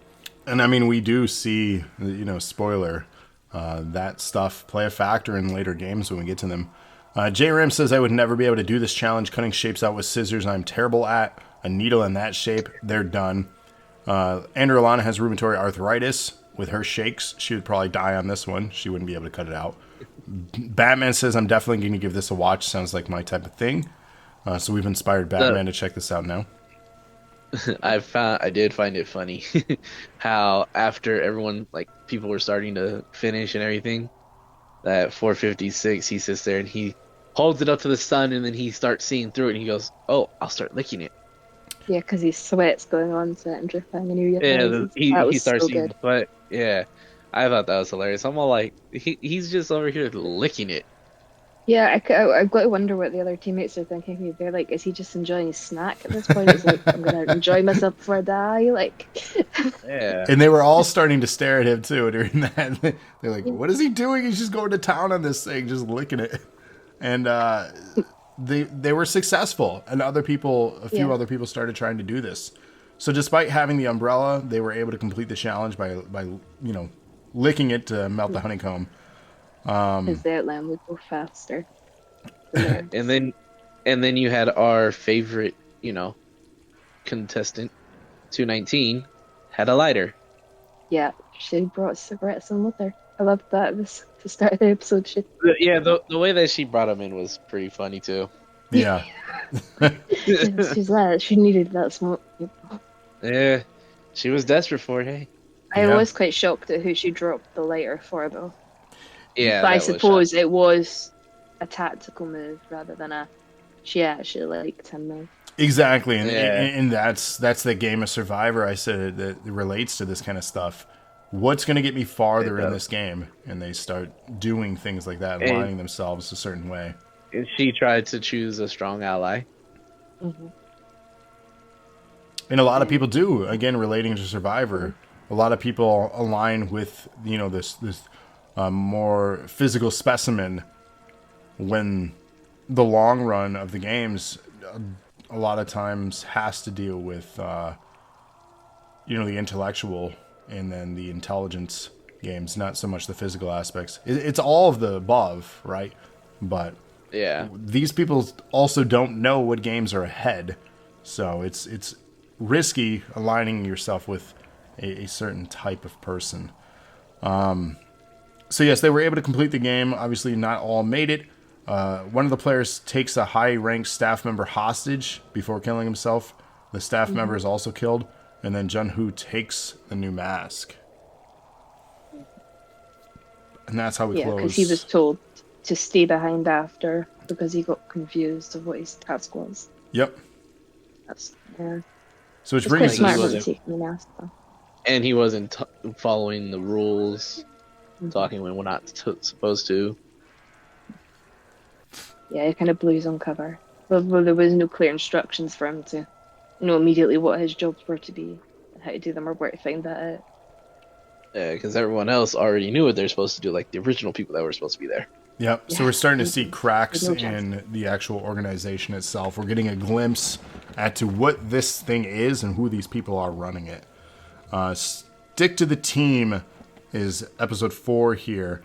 Player 111, a doctor, is given information of each game beforehand and is working with a handful of staff to harvest organs from the dead players. He joins Duxu's team by offering game info. Ji-hun realizes that Sang-woo could have been helped by their team in the previous game. The staff foment discord among the players, and Duxu kills another player, which only results in the prize money being increased. So they find out, even if you're killing each other in this facility, there's no rules. The player has been eliminated, and money goes up, which basically causes a riot. Lights out, a riot erupts, numerous players are killed. Player 067 joins Ji-hun's team, who protect her from Duxu's gang. When player 001, our old man, begs everyone to stop, the front man sends his soldiers to end the riot. Ji-hun's team exchange names, so we're finally getting, instead of just numbers, we're learning about who is who, and they're getting friendly with each other. They're realizing that they're in this together, even though they're competing against each other. Player 199 is Ala Abdul. Player 067 is Kangsi Biak. I can't say these pronunciations, I apologize. Player 001, who has a brain tumor, seems to have trouble speaking and remembering his name. After lights out, the guard in the room next to Jun-Hoo sends him a message by coughing in Morse code, which, honestly, he figured that out real quick. I would have not figured that out. Yeah, Yeah, I didn't get that that. So I was just pretty quick. Because, like, there was coughing in a pattern, but then he's like, Morse code. And in all And then he honesty, just how knew many of the us... message. Yeah, how many of us do know Morse code? That is so convenient. So I felt that was strange. Maybe in Korea it's more of a thing. I don't know. Quite possibly, that's the thing. I don't understand, the culture Yeah. on that level. It quite possibly could be more of a prominent thing that they learn compared to, us elsewhere in the world. So, Yeah. in the third game, the players are told to form groups of 10. This is before knowing what the game is. And wisely, some of the teams pick stronger people than other teams, and then some are stuck with less inferior stature. I'm trying to not make a sexist statement, but that's how they portrayed it. Yeah. They chose Yeah, guys that over. was. No, it was definitely an episode that exposed sexism and ageism and things like that. Yeah, And then that was the point of it, though. Fair enough. I just didn't want to be so blunt, I guess, with my description at all, to so seemingly easily brush it off when it is a huge issue. So yeah, teams of 10, the game ends up being another childhood game that, in all honesty, like, I think I played this a handful of times growing up. I don't think this was such a prominent game in my childhood days. But Tug of War, did you play Tug of War as a kid a lot? Lot. not a lot, not a lot. I played it a lot. Like- Did you? Yeah. We always played it in school and then we played it in gyms. See, I wonder why that is. Like, that you did, and then we did not. I was never very good at it, but it was fun. Yeah, I can only I don't recall a handful of times, and it was for various, like, team building activities, or gym as an example. But that's about it. They used to put like games out in the playground for us though and stuff, and encourage us to like play with each other. So I think that was a big part of why we were playing those games. Like even Red Light, Green Light, we had our own version of that we used to play constantly. Oh, I loved Red Light, Green Light though as a kid. I can't remember what we called it, but we did a version of that game for sure when I was a kid. It's okay. So I've had friends that were older, so they knew more words when it came to that side of the thing, like different words to say go. Yeah. And I remember there was one time a friend said yield, and I was like, yield? What does yield mean? You say yield. Yeah, we I was definitely all like, played what? Red Light, Green Light. Like, that was one that we played a lot in elementary. I do remember that one a lot. So yeah, they picked strong men and rejected player 212, who has to join Jihyun's team of weaker players, which basically ends that episode. A lot of stuff happened in that one, obviously, with the riot. We're learning about each other, setting up the next game. Which brings us to episode 5. JRAM says they have to drop out here. Thanks for checking us out, JRAM. We're going to try to do this more often, so I'll post in advance like what kind of content we're going to cover. And if you ever want to join an episode 2, this is open for guests, so let me know. Episode 5, A Fair World. So, spoiler, Jihyun's team win their tug-of-war match using player 001 and Sengwoo's strategies, which basically his strategy was what? Just kind of lean back a certain way for leverage? Yeah, Yeah. hold the rope, but lean back like with all your weight. Yeah, so you hold it under your armpit so that you've got all your strength. Then you lean back so that you're almost looking at the groin of the person behind you, and that your feet always must face forward. You need a strong leader in the front, a good anchor in the back, and once you've held yourself back for 10 seconds, the other team will go frustrated, confused, and that's when they'll falter, and that's when you make your move. But then that obviously doesn't fully work out for them until Sangwoo comes up with his trick and suggestion.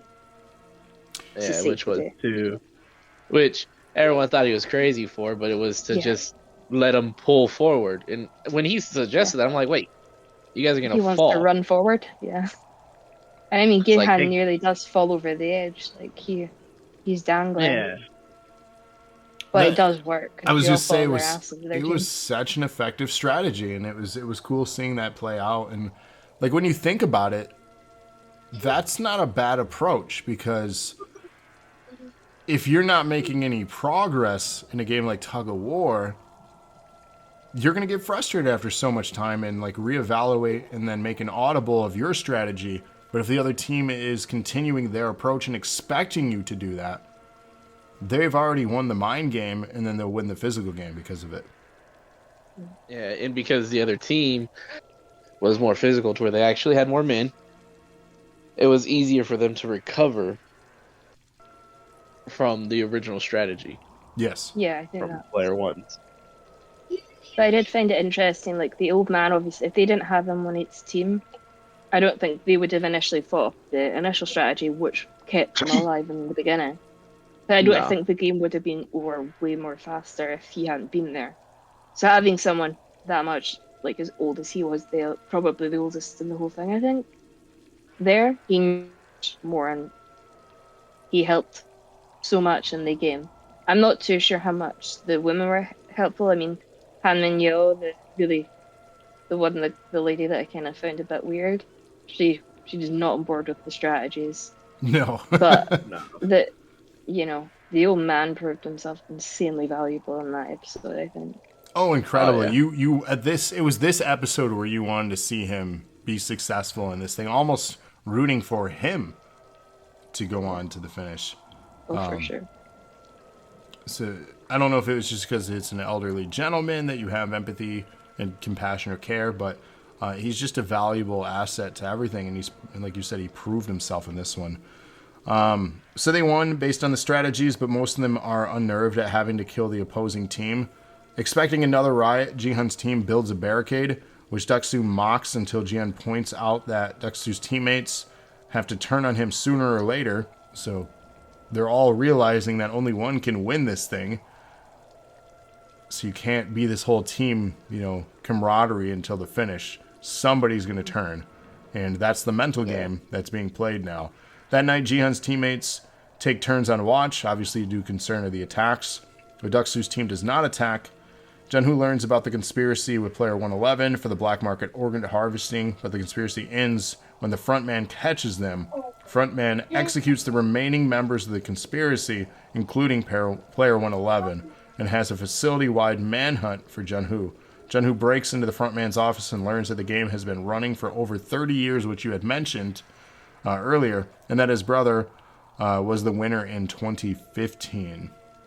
So we're getting more backstory now for the actual game, and then the people running it, as well as a glimpse into the potential gambling and things already for people who are here. Some because of gambling, but it's just kind of a funny parallel that people are making a fortune off of people in misfortune over fortunes. I think that's a weird thought process. Episode 6. What is it? Gambu? I believe it's pronounced. Gamble? That's the Next to it. marble. Isn't that the marbles one? Yeah, it's the marbles. Yep. So Junhoo secretly watches the frontman receive a call saying that all will be settled before the VIPs arrive. For the fourth game, players are told to pair up. Sungwoo is with Ali. Jihan is with player 001. Saebyeok is with player 240. As there is an odd number of players, Mi Nyu is the last woman standing and taken away. In the game, everyone is told to play a marble game and of their choice against their partner, and whoever gets all the partner's marbles within 30 minutes will win. Saebyeok is player 240, or Saebyeok and player 240, excuse me. Jae-young agree to play a simple all-or-nothing game, but after talking about their lives, Jung decides that Saebyeok has more to live for and lets her win. Sangwoo almost loses but tricks Ali into giving up his marbles and wins. Jihan, about to lose a betting game to player 001, and turns it around by using player 001's failing memory against him. Which, this was tough, this sequence. Yeah, I agree. This was the most emotional one for me. Yes. Because I didn't expect it so soon. I knew there were 9 episodes, but like I didn't expect it to be like this for the end of Yeah, this character. it was rough. So He player was a bit 001 much. actually revealed that he knew Jihan was tricking him the whole time despite his failing condition, but allowed Jihan to win anyway, which ends up obviously if you lose a game, you were killed. Player 001 tells Jihan he is his Nabu, a trusted friend, and says that his name is O Inam. So Yeah, he remembers his he name. finally remembers his Yeah, he name. finally does. So we get the emotional Yeah, sequence where he's walking around the corner while the old man is executed for losing the game. yeah, this was the hardest one to watch because once you discovered that the partners were gonna have to die, it was rough. I didn't expect what Sang would did to Ali, even though I kind of suspected he was obviously all in it for himself. The way Yeah, that that played was out with Ali was really bad. that was one thing that did confuse me was because I remember they did a time lapse kind of thing with it to where it showed Ali walking around with the marbles, and it was making sounds. So it Yeah. makes me think like, okay, they got marbles. And then it shows 218. That was his number, right? 218. I think it's. I just wrote down Sangwoo the whole time that was. Yeah. I can't remember his number, that's why. But yeah, 218 was his number. And then you see him just go right up to one of the uh I guess you could call workers. And he says, I have 20 marbles. I'm all Yeah, and like, how did you it get didn't 20 cause any marbles so violence to get them. quickly? Yeah. And I'm like, how did you get 20 marbles so fast? And then it shows the time lapse that he filled it up with rocks. And I was just starting that, like, it takes me back to the honeycomb game. Yeah, It started making me think, okay, yeah, he's only looking out for himself. 100%. He's not trying to help people he knows, especially 456, to try to survive as well. Yeah. And I mean, he got so angry at Ali as well because he thought that he was cheating and things when Ali Yeah. really has no idea these games. And And, he's told them he doesn't have a clue about them. And they promised yeah. to help each other get out alive. And then he just does that to them. It was kind of sad. It wasn't fair. At least some of them Yeah. had more honor to make a fair kind of, even the Dexu guy, his him and his partner played it out more fairly than what Sangwoo did, Yeah. And, which was just for true. they switched up the game, 101 and his partner. They switched up the game, which, it showed that they were, even he was the gangster and everything like that, so you would think he would try to trick somebody. But he actually played it fairly, Yeah, which and was I surprising think to me. didn't one of the And guards like get annoyed at him and then say, "No, we've decided like it is fair to make it equal. You change the game." yeah, But even then, like but he agreed and he did it. He played fairly. and that's the one thing that, I thought was shocking was you get the gangster thug who, is trying to turn on everybody, he already turned on the chick that, gave him some in the bathroom. Yeah, Yeah. He turned on her, and yeah, he's out here playing with honor, and then you get 218, who is out here cheating a guy who doesn't know how to play the game. yeah, and this guy's meant to be highly educated, very businessman-y, and he's Yep. respected by Gihan and the rest of the team. And Ali obviously respects him, and he actually helped Ali in the past get to the Yeah. bus and feed him, let him borrow his phone, and then he does that to him. That's it. Just kind of got me because I was like, Ali's one of the sweetest ones there, aside from the old man. Yeah. How could you do that to him? You know, you could have at least let him die fairly if he was gonna die. Instead of tricking him. Yeah, no real honor. It was just, it was kind of, it was a bit emotional for me because Ali just seemed like a really great character. Yeah. And Sangwoo found out that he had a baby, and that was one of the things I noticed. I think I don't know which episode it was, but they were discussing each other, and he says like, "Do you have a wife or whatever?" And he's like, "Yeah, I have a baby. She's 1 year old." And he's like, Yeah, "You're a father," and he looks really disturbed by it, but he says nothing. So he knows, and he still does that. Whereas Sangwoo's just got his mother's shop up for collateral and things like that. It's not as if a child's gonna go with a parent Yeah, they're really making you resent characters now at this point in these games. for sure. yeah, I turned away from liking him. Like Yeah, one hundred I was percent. already straying away from him when he didn't want to Mhm. tell at least his core group of 4 people at the time of what the game was. So that was when he did that. I'm all like, all right, I'm not too much into this. Like he should. I hope he breaks his cookie now. Yeah, it is a But nail then in the when he coffin for me. yeah, and then when he just did that to Ali, I was just like, oh my God, I hope you find some way to die. Yeah, yeah. I hope you perish for sure. And then the next thing that got me was obviously Sai. What's her Sai Kibyuk or Sabyuk? I think her name is. Yeah, I believe Her that's how I and pronounce it. I'm terrible with yeah, pronunciations. This is and why the I other only girl. remember them by numbers. I listened to them. Ugh. There's Jae Young. Their stories were quite interesting, and then you find out why Jae Young was so upset by the man who was being religious after the tug of war game, because Yeah, she got quite aggressive towards him about it, and then started mocking him.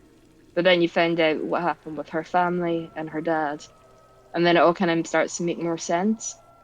But at the end, with their one game that decides all, she decides, I have nothing to get out of here for. I was in prison. I don't have a family. I'm nothing, but you have a little yeah, she brother still had her and a little brother, mother. and I mean, I think her dad's dead, but her mum's still in North Korea. Her little brother's in that orphanage. She's still got things to go out there for. And that was kind of heartbreaking. I can't remember what she said when um Sabyuk's walking away from her, but that got me because she was just it was like thank you for playing with me or something like that. And it was just so saddening. Like, yeah, that got me. So as we continue to describe too, this series or season, if you will, I guess we don't know if there's more than one or if there will be. It's an emotional roller coaster as far as Mm. the uncertainties of who you feel you should get connected with or empathize with or starting liking or relating to. The one thing that we all I feel don't like is the organization running this whole thing, which we actually learn a little bit more about in VIPs, which is episode 7. The players return to the dorm where Minyu is waiting, having been allowed to sit out the game. Players 067, who beat their wife in the marble game, commits suicide. The VIPs arrive and are welcomed by the frontman on behalf of his boss, the host. The VIPs are wealthy patrons who gamble on the games, which I was talking about. So we're starting to learn little bit about them, their interesting masks.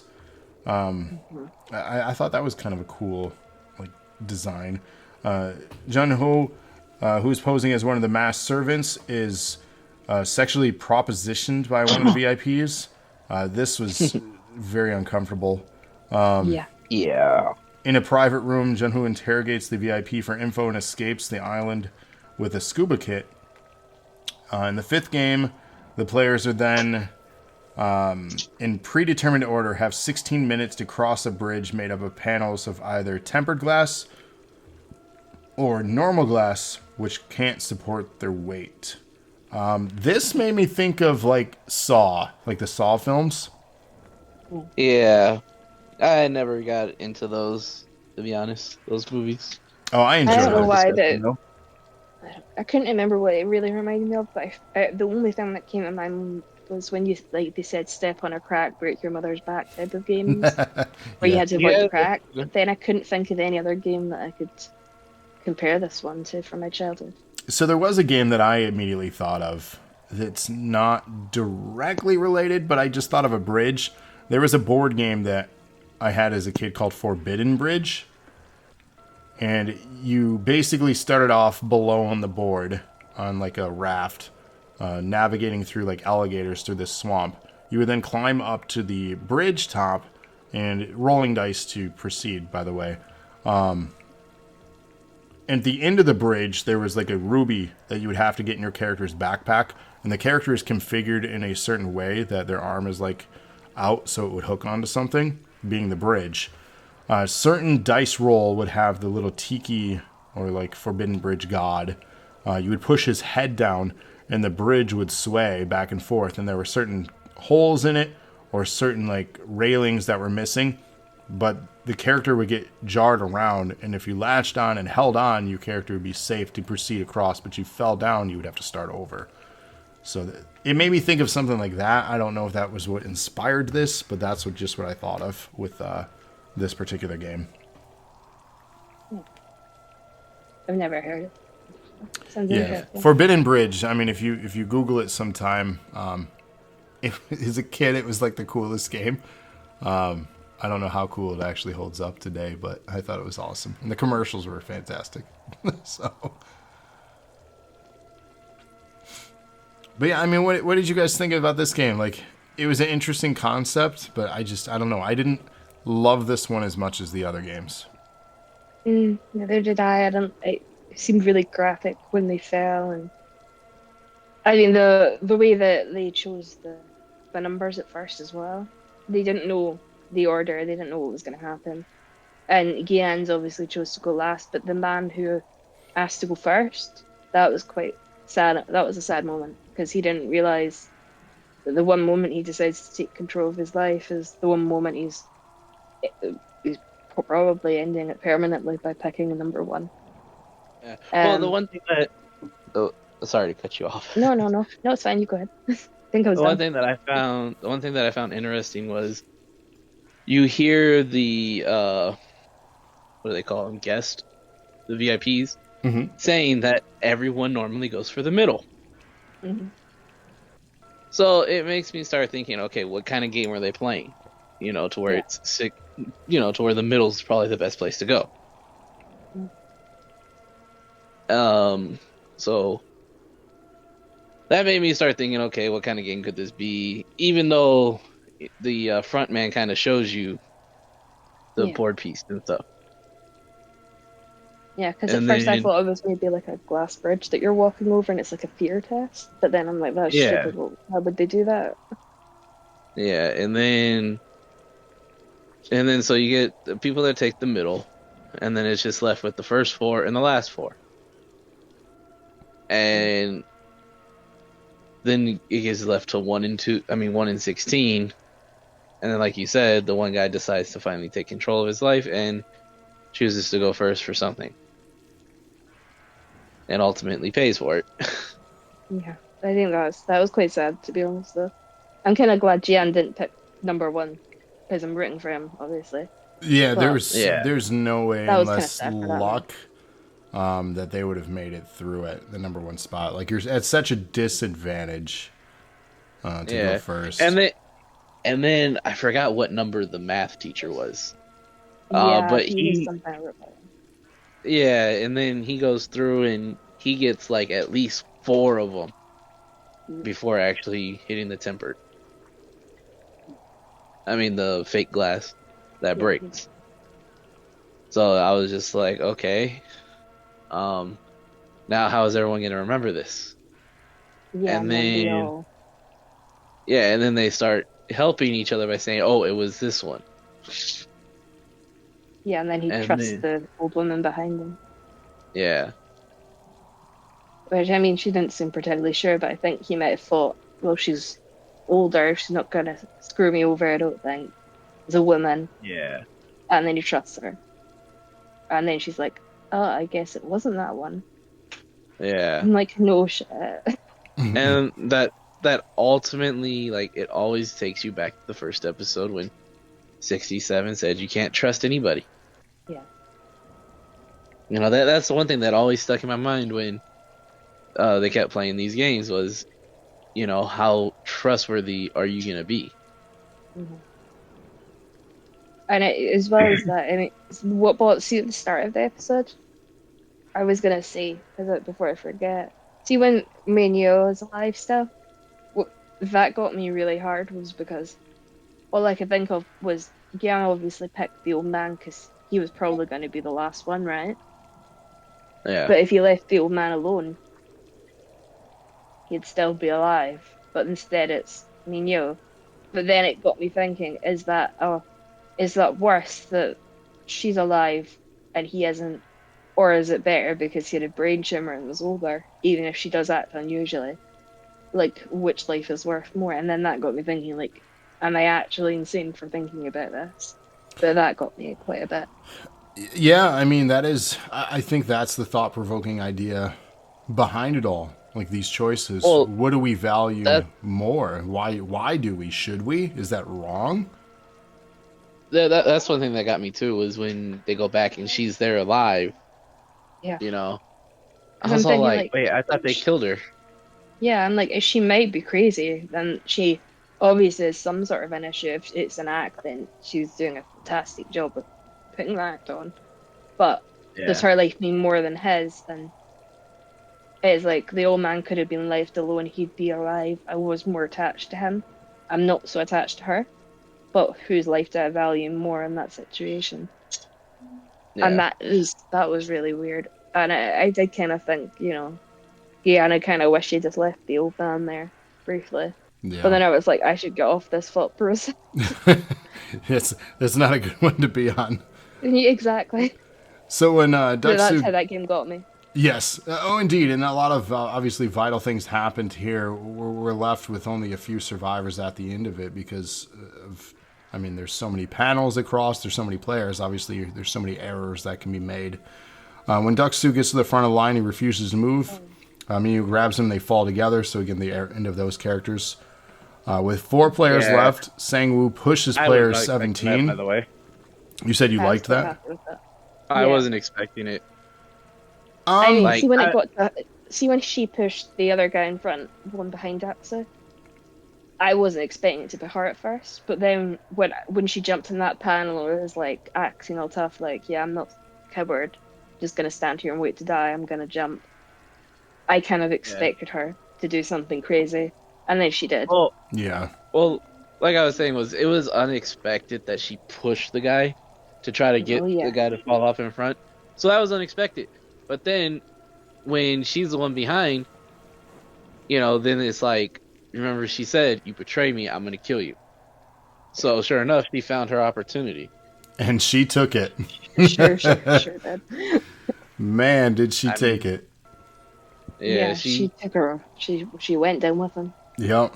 I was surprised, but at the same time, I was like, this is fitting. Yeah, yeah, Like, for sure it was. like they both, unfortunately, probably deserved the outcome there. That was, yeah, that was a fitting end for both of those characters. So Sangwoo pushes player 017, killing him to reveal the last trick panel, which leaves us with Jihan Sangwoo and Sebyak to complete the game, which concludes that particular episode. Yeah, and then So yeah. there's the detective and what he was doing in the background of that episode, yes, which was very disturbing. The Oh private yeah. room. Oh, I will never get that man's body out of my head. That's just bleh. Episode eight. Are you just saying? Are you just saying his body or that body type? Oh my god, Brady. Kidding, that kidding, man's kidding. body is burned in my brain. I don't know if it's his personality as well, but as I was insert joking. gag emoji. Jesus. Anyway, episode 8, Frontman. As finalists, Jihan, Sangwoo, and Sembiak are given a change of clothes and a fancy dinner. When the dinner is cleared, each is left a knife. After lights out, Jihan asks Sae-byeok that they team up against Sang-woo, but Sae-byeok was injured in the Stepping Stones game and suggests that they promise to help each other's loved ones if they win the game instead. The injuries worsen and Jihan runs to get help, but when the staff arrive, they unfortunately are dead. Sang-woo took the opportunity to stab her when Jihan was away. Jun-ho makes it into another island and calls his chief, but the reception is poor. Frontman and his soldiers hunt Jun-ho down, and Frontman reveals himself to be In-ho, Jun-ho's brother. In-ho shoots Jun-ho and lets him fall into the sea. So this was one of the shorter episodes, and we just kind of start to see the end of the games and then the behind the scenes of the operation basically falling apart. Yeah, some of it confused me, but then the other bits didn't surprise me.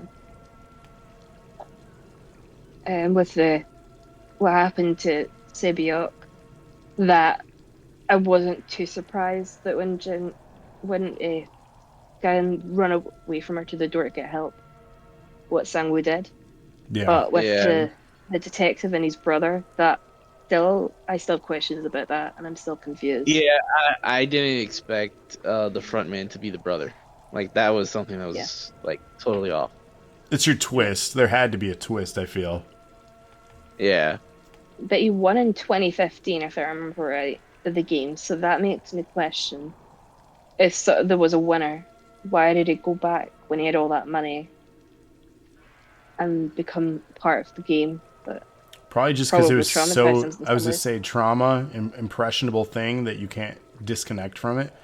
I know it's not on this level, but the reality show, I've used this as an example so many times, I'm going to continue to. The reality show Survivor, we see so many return contestants.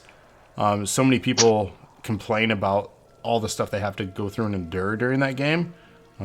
Basically, obviously, the lack of food, energy, the physical exhaustion.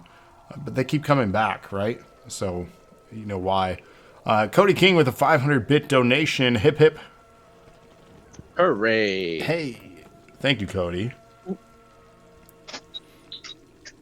I like that. It's a little zombie coming out emote. That's fun for October. Right.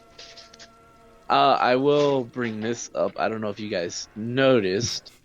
What is that? But as they started taking the beds away, did you begin to notice that on the walls were all the games they were playing?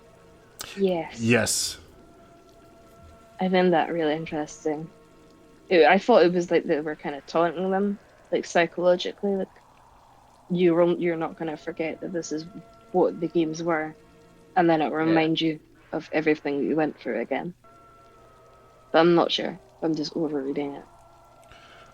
Or it could be something as if they were observant and used their resources, they could have had advantages in the game. You know, they gave them all the tools to succeed right in front of their faces. I mean, they did move the beds to make the barricades, so they could have seen it. Yeah. Yeah. So, and a lot of that too, like, again, I'll use Survivor, but tools, hints, advantages are always around you. You just have to... Oh, Cody with a oops, I did again. Yeah, thank you for that. You just have to use your, surroundings and resources. He said Screamer was expensive. It was. I was going to do the turtles, and then I realized you put it up in price, and I'm really sad. I did turn it up in cost. I apologize. That was so mean. It's my favorite one. I will bring it back down in cost. I'll just tell you. So as a favor of you coming on the show, I will put it down in cost for you. So thank you. Turtle is very happy.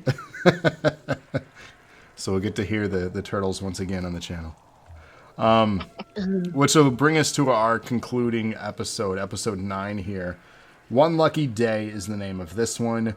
The sixth and final game is the Squid Game, hence the title of the show, with Jihan on offense and Sang-woo on defense.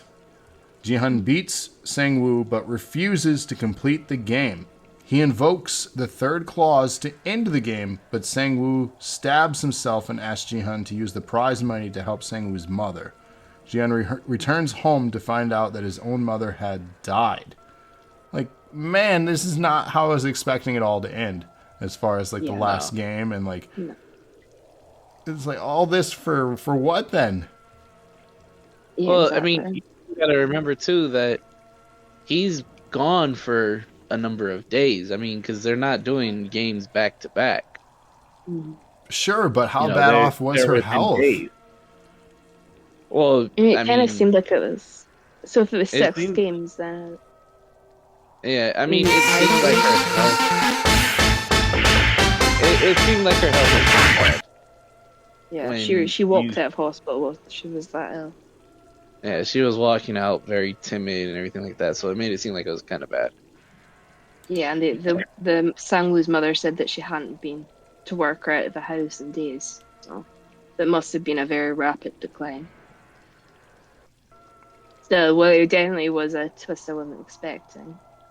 Because I think you kind of expect kind of a happy ending when you've watched something kind of hard like that.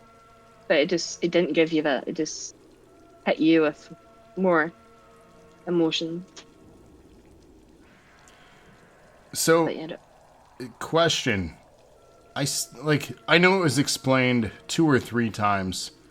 I still don't understand the game itself of Squid Game. I wrote it all down.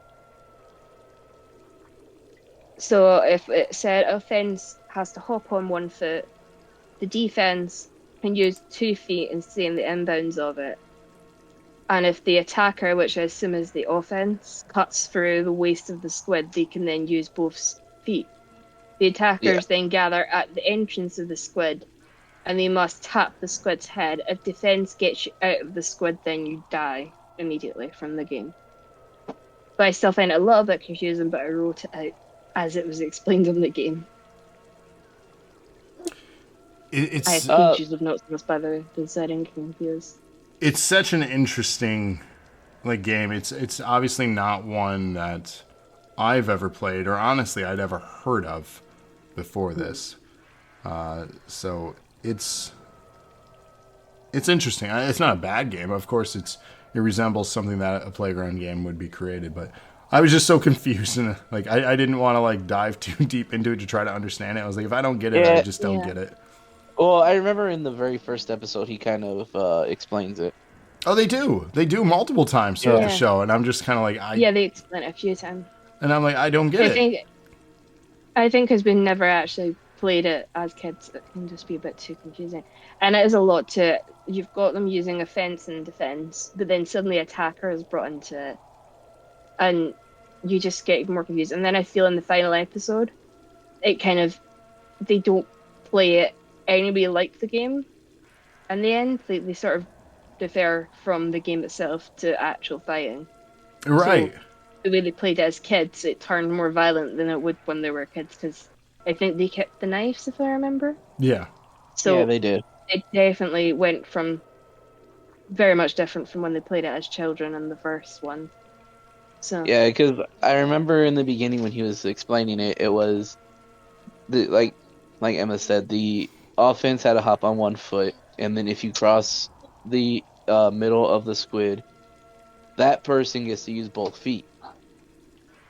Okay, so since it's only 1-on-1, 218, figured that it'd be smarter just to let him get his 2 feet and then try to go from there because in the first episode it was a 3-on-3. You had them trying to stop them from getting across to be able to get 2 feet.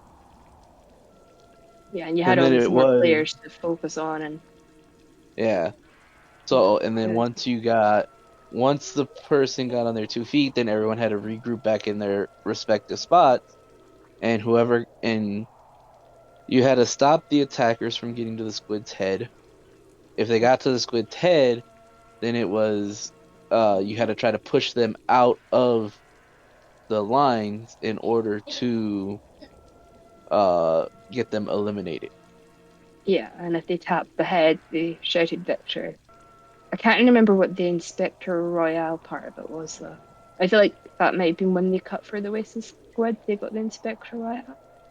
There was something to do with that as well. Yeah, I'm Very confusing game. incredibly, and it's a kids game, so it's something to look up more on. Maybe if they do another season of this, maybe I'll have the game understood by then. Who knows? Knowing filmmakers and stuff, they'll probably change the game to something Oh, of more course, complex. and to make it even more confusing. So a year later now in the story, Jihan is still traumatized, rightfully so, by his experience and has barely touched his prize money. One night he receives a gold game invitation card, and in answering it finds player 001, Ilnam, still alive but dying. Ilnam is one of the VIPs, the host, who co-ran the game alongside the frontman, In-Ho, and the mastermind behind the game's operation. So this was another twist, which was made to entertain the bored super rich like himself. Inam explains that both the poverty-stricken and uber-wealthy lead monotonous lives, and he was trying to find a way to derive enjoyment from life. He was also testing whether humanity had innate goodness left in it, reminding Jihan that despite witnessing the bloodshed in the initial game, he and other participants still returned and sacrificed each other's lives for the sake of earning that prize money for themselves. The specific games are based on his childhood memories, and he decided to participate himself for nostalgia's sake. He then asked Jihan to play one last game with him, another test to see if humanity has goodness left in it, whether anyone will help a drunk man on the street before midnight. Jihan wins, but Ilnam dies, though presumably not before he witnesses his loss. Jihan snaps out of his stupor and fulfills his promise. He gets Sebyuk's brother out of the orphanage and gives Sangwoo's mother his share of the prize money. Jihan is about to leave the country to reconnect with his daughter, but on the way he sees someone playing, jockey? Jackie. Yeah, Jackie. With the same game recruiter who invited him. Jihan takes the man's card and calls the number, now determined to find out who they are. So Yeah, and they tell him just to get on the plane. It's best for him. Yeah, get on the plane, go see your daughter. So we're left with a cliffhanger. Which Yeah, makes it into the season 2 for sure. Yeah, I mean, it that's leaves why so I much said there will unanswered. be.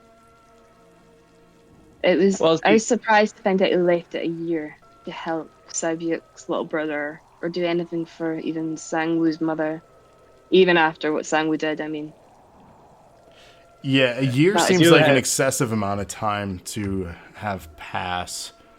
yeah, I would and say a have few access months. to all that money that could change their lives. I mean, that poor boy was in an orphanage for a year, so now he's 11. Right. Yeah, without It's his a sister. lot. But there are things that I do want to say that I caught, but I wanted to wait till we got done discussing everything. Sure. Yeah, this is just us wrapping up thoughts on it now, so go for it. So, my thoughts are that even though 218 did slit the throat and you see her going to coffin, I think player 67 is still alive. Ooh.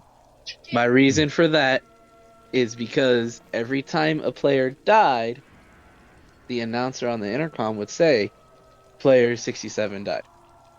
And I don't know if I Oh. missed it, but I didn't hear her say it at all. I don't think they did. Yeah, so Interesting. that makes me think she's probably still alive. Yeah, I mean the wound didn't look that like of that amount of blood, but then I just thought because of her stomach wound as well that it was just Well, so already lost when enough. I know that when people lose a lot of blood, they go into shock, and sometimes they go unconscious. To where it looks as if they are dead. So my thought is that she really isn't dead because it wasn't announced, and it's been something that has always occurred that this player has died. So I didn't catch that. That's interesting. What does Yeah, that I mean don't then think for another Denver- season? Where does that lead us for the future? that we are gonna get like a I don't know if you guys have seen the movie Escape Room.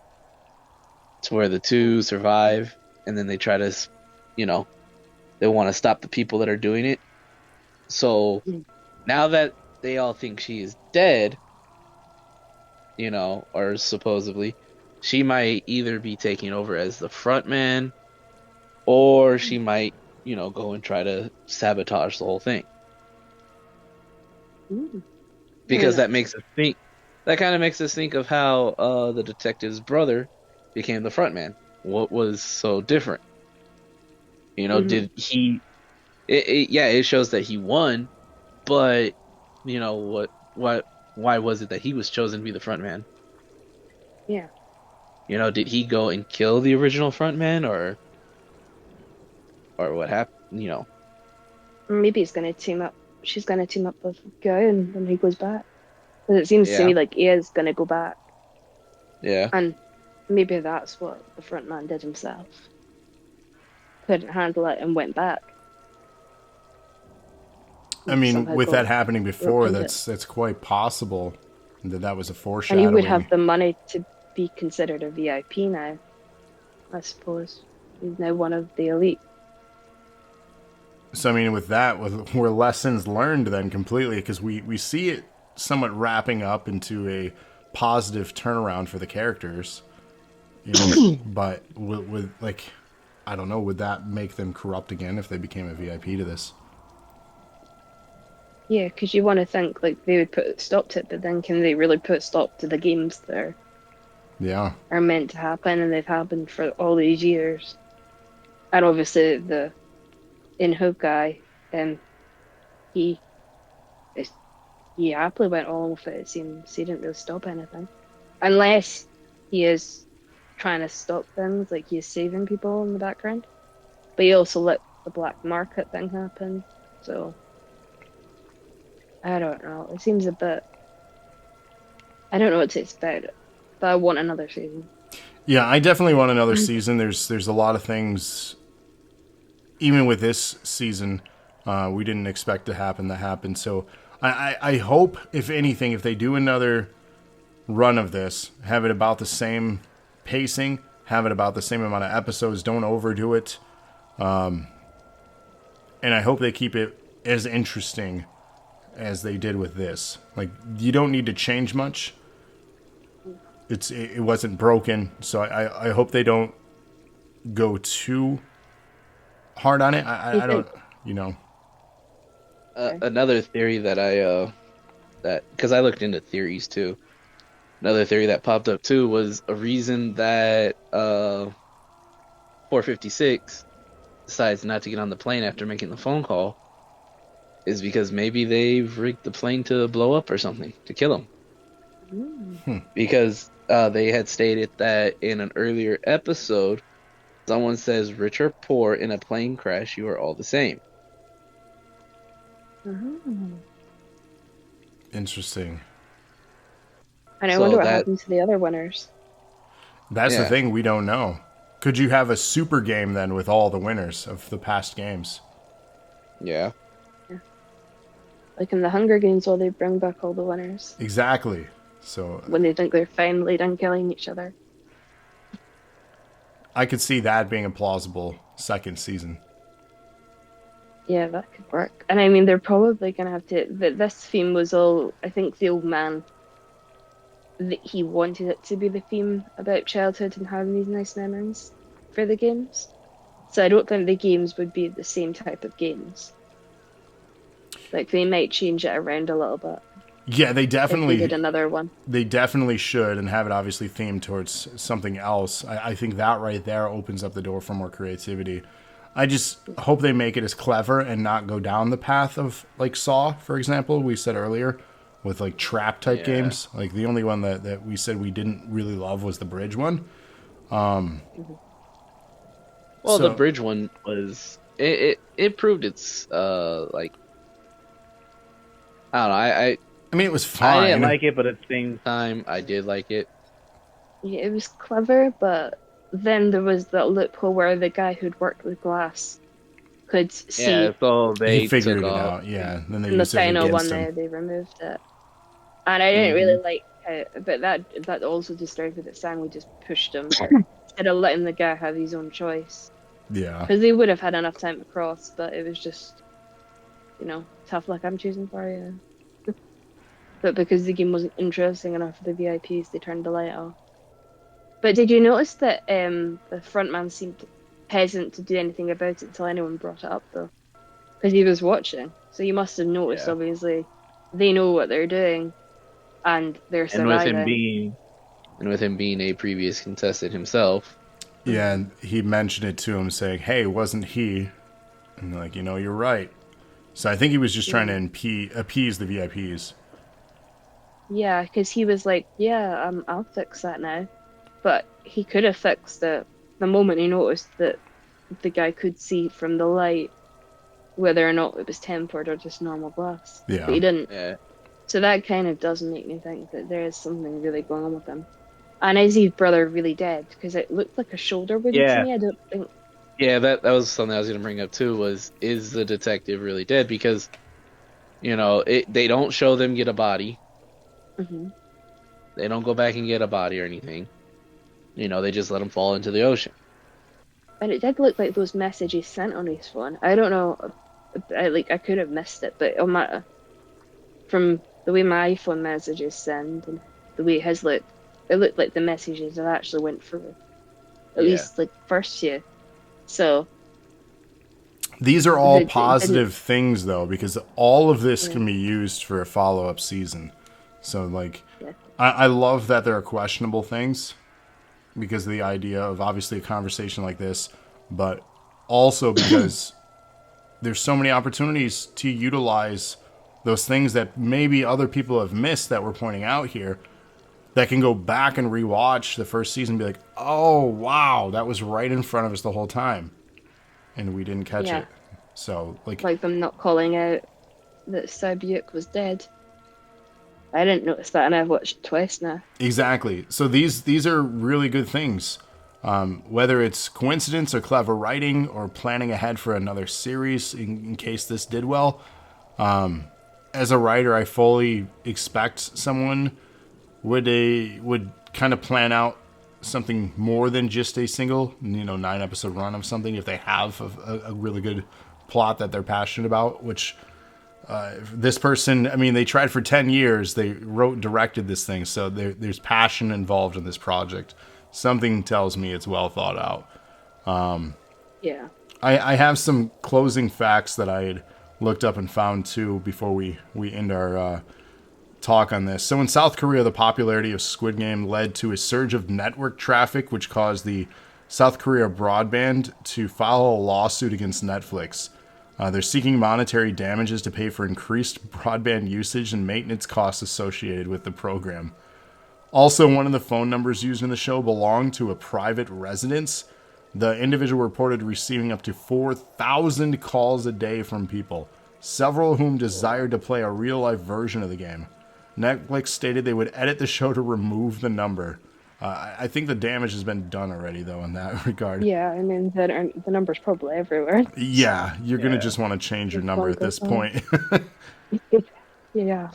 As the show was introduced ahead of the 2022 president election in South Korea, several of the candidates took to using some of the Squid Game imagery in their political ads and challenging opponents to similar games, as well as using the themes of the program related to economic disparity as part of their political platform.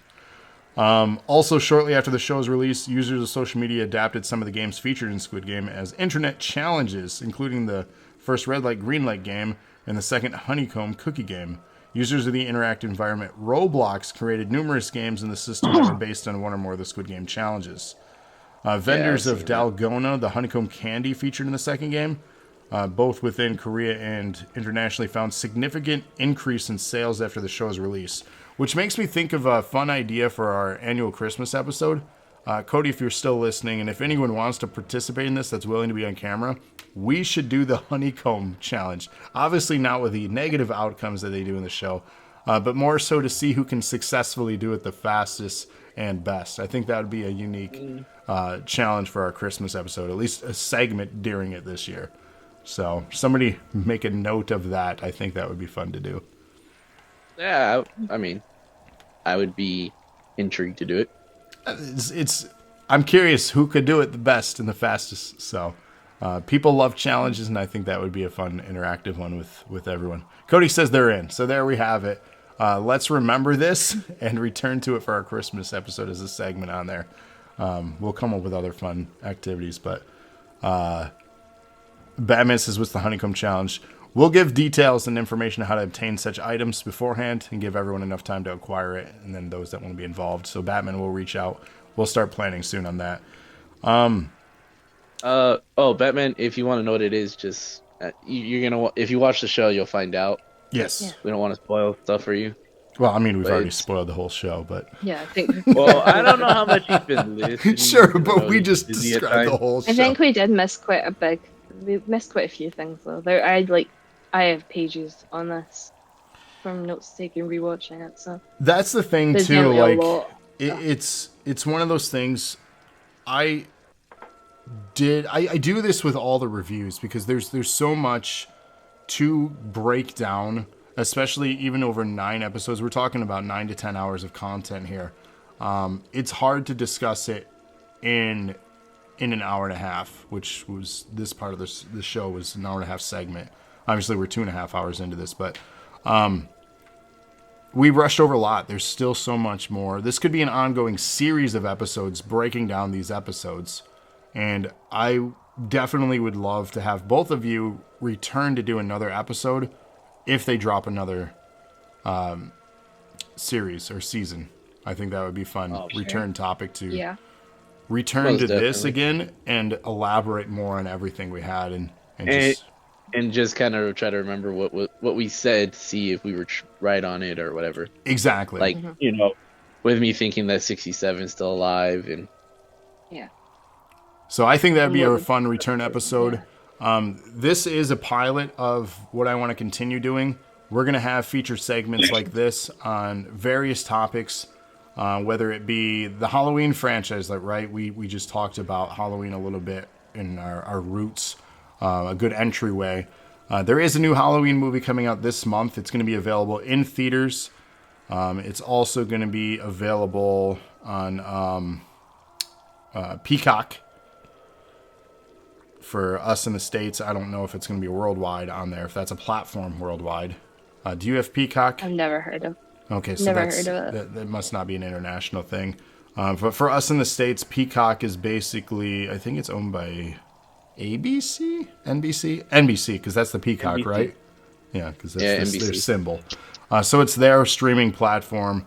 They're giving same-day access as theaters to Halloween Kills, which is the next installment in the Halloween franchise. There's going to be 1 or 2 more, but this is the continued story of the one that was a couple of years back now. really, So that might be an upcoming episode because there is a lot to unpack with the Halloween franchise, most notably of what's considered canon and what's considered retconned.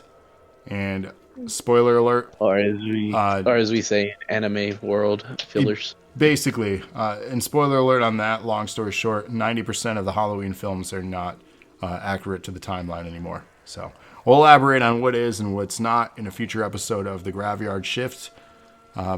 That's all I have for you guys, though, for tonight. I thoroughly enjoyed the conversation. Hopefully you all enjoyed listening. And then Emma rated. I truly appreciate you being on as this first one. That means a lot. Hopefully you enjoyed the conversation.